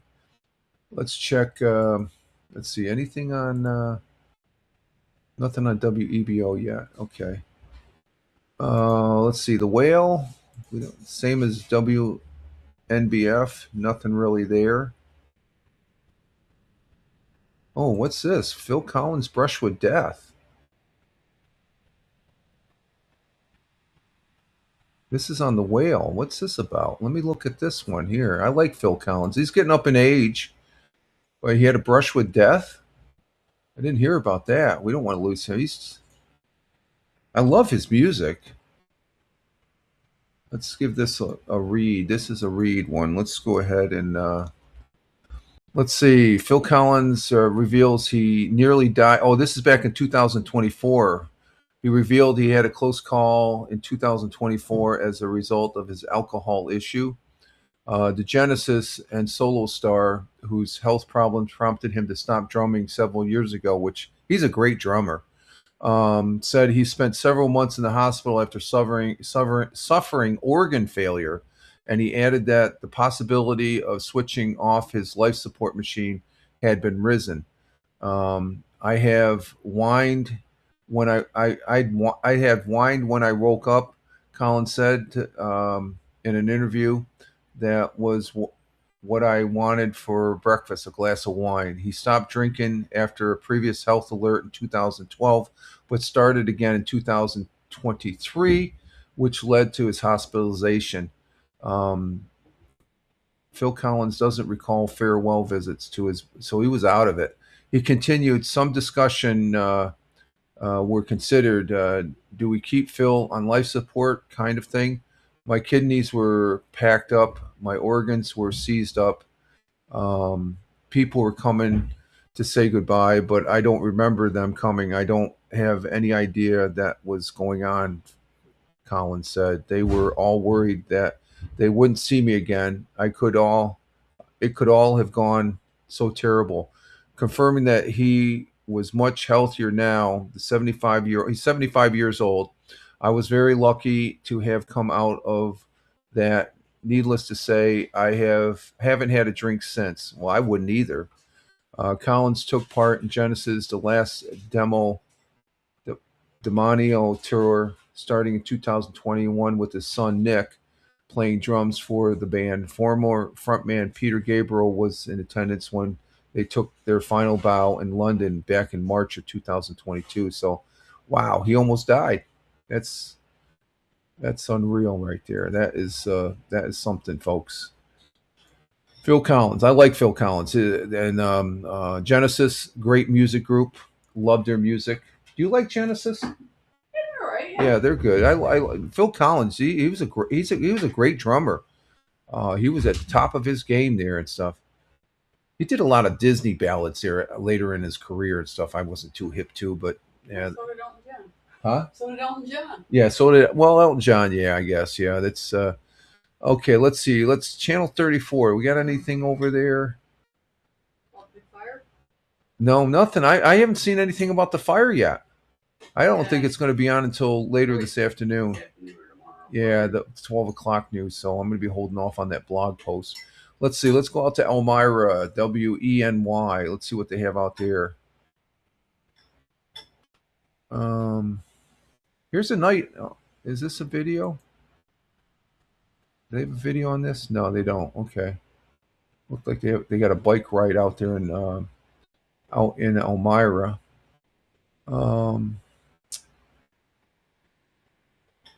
Let's see. What do we have here for videos? Anything?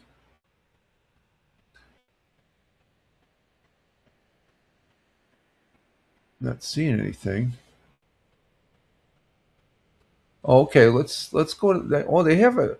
Oh, this goes back to. This is from last Thursday. They got an article about the Buffalo Bills, but I don't want to show that. It's. I'm not really into the football yet, folks. And let's see. Let's go to local. Let's see what we got local here. And I'm not seeing anything. They've got read articles, but I'm not going to read. Okay, let's go to channel 18. Channel 18. What's on channel 18? Anything? Rain on Sunday through Monday. I guess.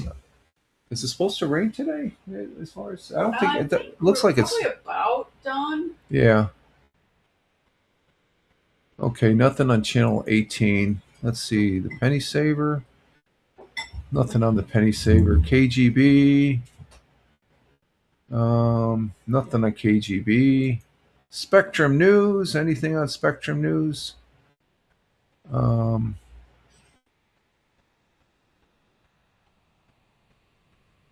And let's see, what's this about the minor bees? Is this if this is the article from Ithaca. Yeah, I did a audio podcast. There was a story I presented about. This is near Ithaca College and stuff like that. And what it is millions and millions of bees have been home at the East Lawn Cemetery in Ithaca, just outside Cornell University. And it was a Cornell student that discovered, was parked over on the other side of the cemetery, walking to Cornell University, and saw all these bees. And they're I guess she was in the research of bugs, but I remember presenting this this story about these bees on the Fireman Rich audio podcast a couple weeks back.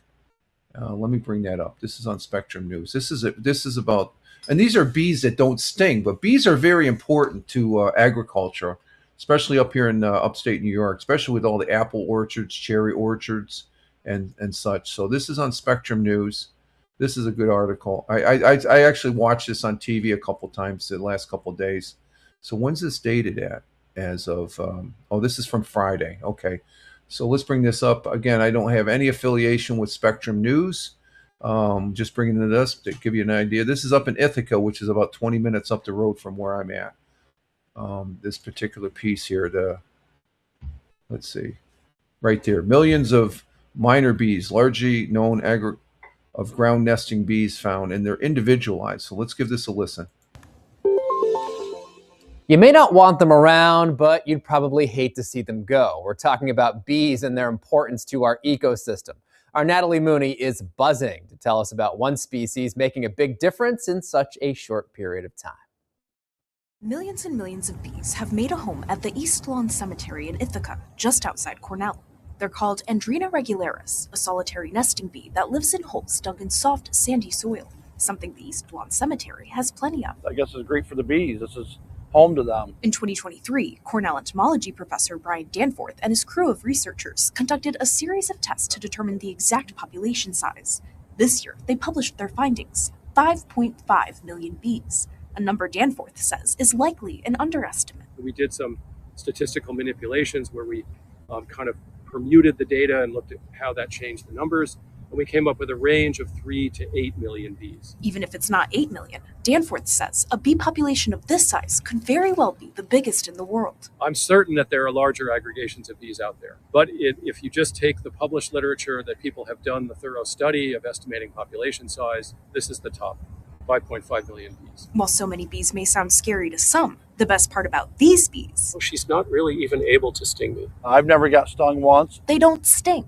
Danforth says it's because they don't have a queen, hive, or honey to protect, like social bees. Instead, these solitary bees live alone in their burrows, lay eggs, and spend the days collecting pollen for their nests. These are hardworking single mothers. These are bees that are going to work as hard as they can for the month or so of adult lifespan that they've got. Their lifespan is short, but in that time, they make a big difference. Andrena regularis are crucial spring pollinators. That's why the Xerces Society says protecting them is key. All of our wildflowers, all of our native flowering trees, it's not honeybees doing that, it's native bees. And ground nesting bees are one of the main groups, so they're really, really important. And places like cemeteries are ideal for conservation efforts. Though they may be places for the dead, they're teeming with life.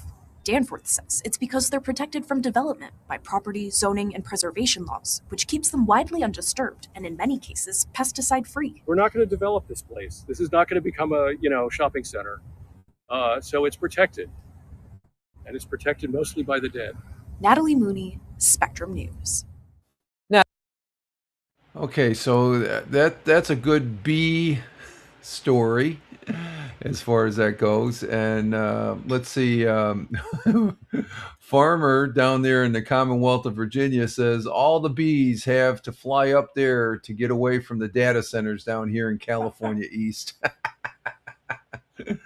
No, those that collection of bees have been there for a number of years as far as that goes. And Liberty says, that's creepy. There are so many in the cemetery. Well, it's a sandy. It's a sandy, like the professor there said, or whatever, the entomologist guy from Cornell. It's a sandy ground and stuff like that. And that's what we have some of these type bees right up on the side of the house. The key thing is they're pollinators. They pollinate agriculture. And I mean, there's up there around Ithaca, there's a number of apple and cherry farms there that they need those type of insects to. So they're a good insect. Yeah, I know what you meant there. Cemetery. Yeah, I read about the article of this. It was about 2 or 3 weeks ago on the Fireman Rich audio podcast, and I found that unique because it's right here in upstate New York. So, but there's so many. And it all started with probably that gentleman there was a teacher of this student from this article I read 3 weeks ago.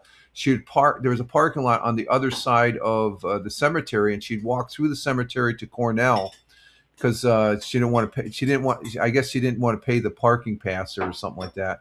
But she started noticing all these bees and said, "What the hell?" So they ended up turning that into a research project, and they ended up counting up the number of bees, and there's millions and millions of bees there. But they're the kind that don't, you saw them all flying around, but they don't sting, and that's a great preserve for bees because the honeybee was on a decline. I think they're coming back because I'll see in my backyard here in the side and front yard where the clover, when it starts popping up, I'm seeing more and more honeybees, and I'm seeing more bumblebees as well. Let's see. He's experimenting like the fly. Okay. Okay. Liberty putting a sci-fi twist to it and stuff like that. So that was on Spectrum News. That's a good art. I watched that on the Spectrum News on the TV here a couple times this past weekend. It's a good article. I enjoyed that. Let's see what else we have. I think that's... Let's see. What do we got for headlines on Spectrum? Anything? Let's see. And... let's see. Hearings expected on. Let's see. Nothing there. Let's go statewide. Let's see around the state. Anything around the state? And we're not seeing anything.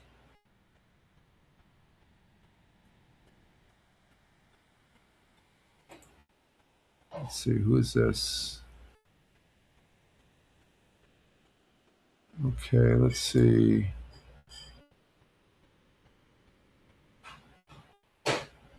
No, that's it. That's it for Spectrum News. Let's see. Up the Buffalo Niagara. Oh, that looks good. Get iconic Rochester dish in Buffalo, New York. That's pretty interesting. Oh, we do have a good article. This is up in 106.5 WYRK, Buffalo's #1 for country radio station up there in the Buffalo area, up where Liberty is at. We have a legendary coach. And as soon as I said that, I think Liberty knows who I'm talking about. And let me bring this up. You have a legendary coach, and that coach, let's see, let's bring it up. Oh, we gotta highlight it for the stage. And let's bring this up here over on the stage. Should we add it to the stage? Is legendary Buffalo Bills former head coach, Marv Levy turns 101. God bless him. Holy criminy. That's something. Today, let's see, is this today? Yeah, August 3rd. Today is a day many members of the Buffalo Mafia will celebrate. Former Buffalo Bills head coach Marv Levy is celebrating his 101st birthday today. Levy he's from Chicago. Was in Chicago over the weekend as at a sports card show, and took photos with fans ahead of his birthday.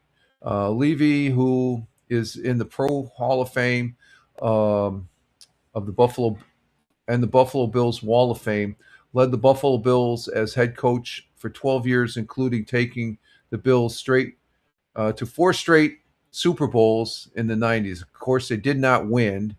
Overall, Levy had a 12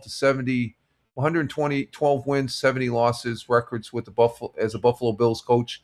He's also known for a very famous saying that many Bills legends say ahead of the game, to get the crowd up. And the Bills will be at St. John's Fisher University this week for training camp. So training camp started. They will wrap up the camp in Rochester on Friday before heading to Orchard Park for the return of the Blue-Red practice on Saturday. That will be the first official event at the new Hallmark Stadium, which I saw when I went up there. We went right by it going to Hamburg on Route 28, and I saw it. Beautiful. They're almost done wrecking the old stadium, but the new stadium from 28.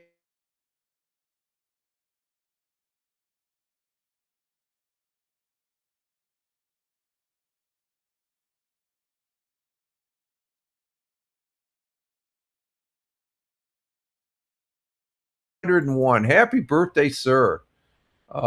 Okay, Farmer, we'll see you later. Have a great weekend. Ciao for now. Love the Rumble American flags. Love the flags. God bless America. Take care. And let's see. His main thing was blocking the ball from the kicker. Yeah, that's true, Liberty. And Liberty saying, see you later there. Have a great day, Farmer. Stay safe. Farmer is leaving. Yeah, he's a great coach.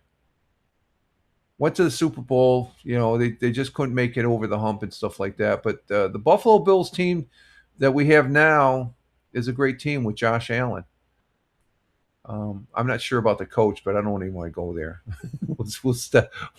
We won't venture into that conversation. I guess I had enough of it last Friday there when we talk about it. So that was a good article from Country 106.5. And let's see what else they got here. They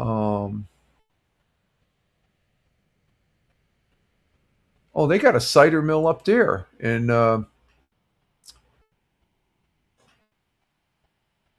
they've got a cider mill up in where's this at? I guess this is in Western New York.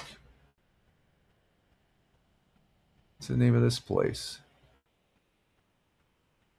Yeah, this almost looks like the cider mill down there in Endicott and stuff like that. Let me bring this up here real quick. I'll have to check this out here. Let's see. Okay, let's see. We got right there. Let's bring it back up here, and let's see. Liberty says, let's see. Levy. He never wanted to be a football coach. They searched him out. It was a great story. Oh, okay, really? That sounds like a great story right there. He didn't want to be a football coach. He did pretty good with the Bills. This is up in another article there. I found it interesting here. Let's go ahead. Mayer Brothers announced opening date for 2026. So this cider mill hasn't opened. They've been in business since 1852 from what the picture says. But a local favorite will be opening soon for the season. Mayer Brothers. Now the Endicott, the cider mill, that opens up earlier now and stuff. They make the donuts, but the presses are. But this is in West Seneca. Announced their opening date for 2026. We are in the middle of the summer here in Western New York, and one of the most popular spots for fall in the 716. I guess that's the area code. Will be opening soon. Myers Brothers announced that they're opening the date this year will be August 5th. So it's in a couple of years. This will be their 174th year that Myers Brothers will be opening for the public, making it one of the longest running businesses in New York State. And the Endicott Cider Mill is right behind that. And they have a bakery also. Myers Brothers is one of the oldest stores in Western New York, and it's been family owned and operated since 1852. The largest processor of cider in America. Wow, there we go. Cider mill and bakery are located at 1540 Seneca Creek Road in West Seneca. The cider mill and bakery will open 7 days a week on August 5th. And we wish them well for a successful season. So that's another cider mill. I have to try and make a trip up there and stuff like that. And and they have one, a Washington Mills, I think, in Williamsville. Okay, there we go. There's another cider mill. Okay, you think that? Okay, and okay, that's in Williamsville. That's the town, but it's in West Seneca. Okay. Let's see. They no longer have one in Williams. Never mind. Okay. Oh, okay. All right. Liberty giving us additional lowdown on the cider mill here and stuff. But I mean, I look at the farm there and that the building in the picture there, and it looks just like the Endicott cider mill. I guess they had a standard look, I guess, back in the day. So that's a good article. I like that. It's apple season when you see the cider mills cranking up. And that's what Liberty was saying there earlier. Okay, what else we got? That's it for there. Let's see. Power 10 or Power 93.7, WBLK. Basically, same articles. Same articles as I guess they're a sister channel. Let's see. WGR 550. Reports C.J. Gardner Johnson has lower left strain. Okay, he's on the Buffalo Bills. And let's see, what's this one? And let's see, what do we got here? We got the folks. They're flocking to the training camps there for training. And let's see our last page, and then we're going to have to wrap this up here. Let's see, what do we got for a brief here? Anything on the briefs? Not seeing anything.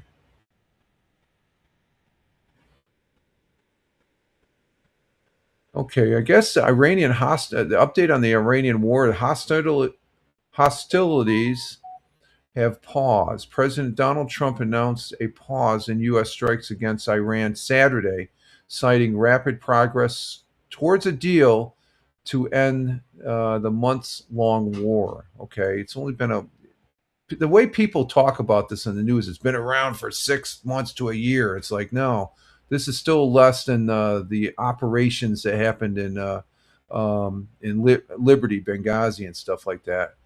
The parameters of the deal would reportedly include Iran reopening the Straits of Hormuz and halting attacks on neighboring. So we heard that line before, including via Iranian proxy militants in exchange for the U.S. ending the naval blockade. So that naval blockade is doing what it's supposed to do. It's bringing them. So during the ceasefire, the two countries will work out together an agreement on a long-term issue, including nuclear concerns. And that's my number one concern. I discussed that with some family members this weekend, and they don't agree with us being over there, but I disagree and stuff. I just don't like the nuclear aspect. Even if we just, let them do what they're doing and we just bomb them every time they try and rebuild it, we'll bomb it again. Unlike the previous ceasefire deal, Israel has reportedly agreed to participate in the latest iteration. So that's serious. That's serious discussions right there. The announcement came after Trump spoke to Saudi Arabia's Crown Prince Mohammed bin Salman. MBS reportedly pressed Trump to reconsider large-scale military strikes over concerns that Iran would retaliate against oil facilities in Gulf. A New York Times report Saturday found Iran had coordinated with proxy groups during the last ceasefire. Well, they found out they don't want to do that because they get the shit bombed out of them. Plan to expand the U.S. war if U.S. strikes resumes. Well, no, they know that we're serious. We're not doing the same old crap as before. Oh, you think that's fake news? I don't know. Let me check. Let me see what's on Truth Social here for Trump. Because if you want to know what the president, you just go on. It's not. Let's see what he says on his Truth Social thing. Let's see.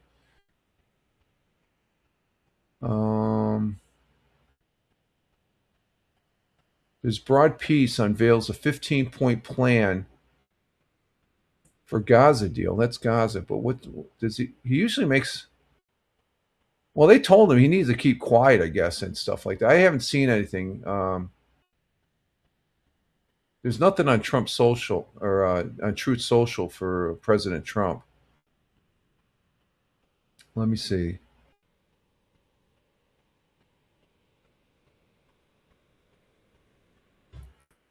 No, Trump didn't announce anything, so maybe that might be fake news. Maybe you might be right there, I didn't see anything, so I'm a little leery of that article I just read now. I didn't see anything on Truth Social. So we'll see. I know we're just bombing the crap out of them and stuff like that. I haven't really looked at the Central Command's briefings of late and stuff like that, because I see things and stuff, and we're knocking the snot out of them. I've been in the military long enough, and even though I've been out longer than I was in, I can see. I'm going to wrap up here in a little bit. Yeah, this is giving me the cue. You need to wrap up. She's got to get her cleaning done.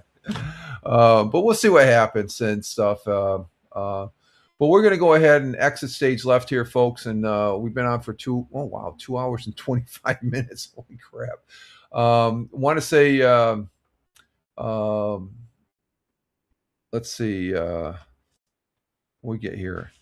Let's say thank you to Double J's, who was here coming in from an undisclosed location, and his home country is India. And glad to have you here, Double J's. Thank you very much. You be safe where you're at, and have a great day today. It's start of the new week here. Thank you, Tina, our Jersey girl, coming in here. Thank you, Tina, for being here. Greatly appreciate. Thank you, Liberty. Thank you very much. Greatly appreciated. The best to you and your family, and up there in the Niagara Buffalo area. Greatly appreciate that. Thank you, Tony D. Thank you very much, my friend. And remember, Tony D is getting ready to crank up Bell Kings Fantasy Football, and we do appreciate that, Tony. I'm looking forward to it. I won't be on there, but I'll be over in the peanut gallery and stuff like that. I like being over there too. But at any rate, thank you, Tony D, coming in from Warner Robins, Georgia. And let's see, going down the list, we had Lud 1954, my neighbor, my chess compadre there. Thank you, Jim, for being here. He's off on an appointment this morning with his missus. And let's see, going down the list, what else did we have? A farmer coming in from the Commonwealth of Virginia, otherwise known as California East. And we had Big Juice. He made a pop in and pop out. He didn't stick around that quick, but thank you, Big Juice, for the pop in. And with that's about it, folks. So we're going to go ahead and exit stage left here, get our day started, get a walk in this morning. I think I can get a walk in. Yeah, I see some blue skies. So we're going to be going out for a walk here around the golf course, and see what start the week off right. I did take one day off last week. That was Friday, because I mowed the lawn on Friday, and that's usually all the bumping, jumping up and down on the lawnmower. They're mowing the lawns. But we're gonna go ahead and get a walk. Get a walk going this morning and see what the day brings, and just enjoy the day. And I guess procrastinate too, Liberty, and take a nap, right? As far as that goes. So. And Liberty says, have a great day, and everyone be safe. Yes, everyone be safe as far as that goes. That's a good thing. So again, Rich Roberts, Fireman Rich, wishing you all well.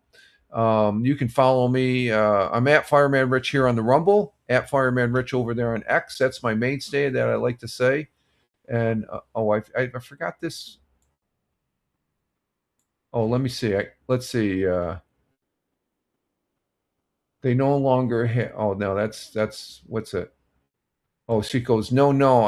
I was just fake news about the cider mill. Oh, cider mill. Oh, I don't know. It's about the location. Okay, I got you. Okay, we need to talk about chocolate next segment. Okay, well, they'll bring the missus in. She loves chocolate. She likes experimenting with chocolate. She did yesterday, mixing some peanut butter with chocolate. And Liberty saying, have a great day. And you too, Liberty. Thank you very much. But Rich Roberts, Fireman Rich here on Rumble, at Fireman Rich on X. Again, my mainstay. I'm on a host of others. Check the show notes on the various platforms. Google at Fireman Rich, and you'll see where else I'm at. But primarily over there on X, at Fireman Rich on X. And we do repurpose the audio of this broadcast Monday, Wednesday, Friday also. for the coffee live stream over on Spotify for creators, at Fireman Rich on Spotify, at Fireman Rich on Spotify. So other than that, you all have a great one wherever you may be. Live life, have fun. Ciao for now. As always, peace, take care, and have fun. God bless America. God bless you all out there. And thanks again for the views, folks. Ciao for now.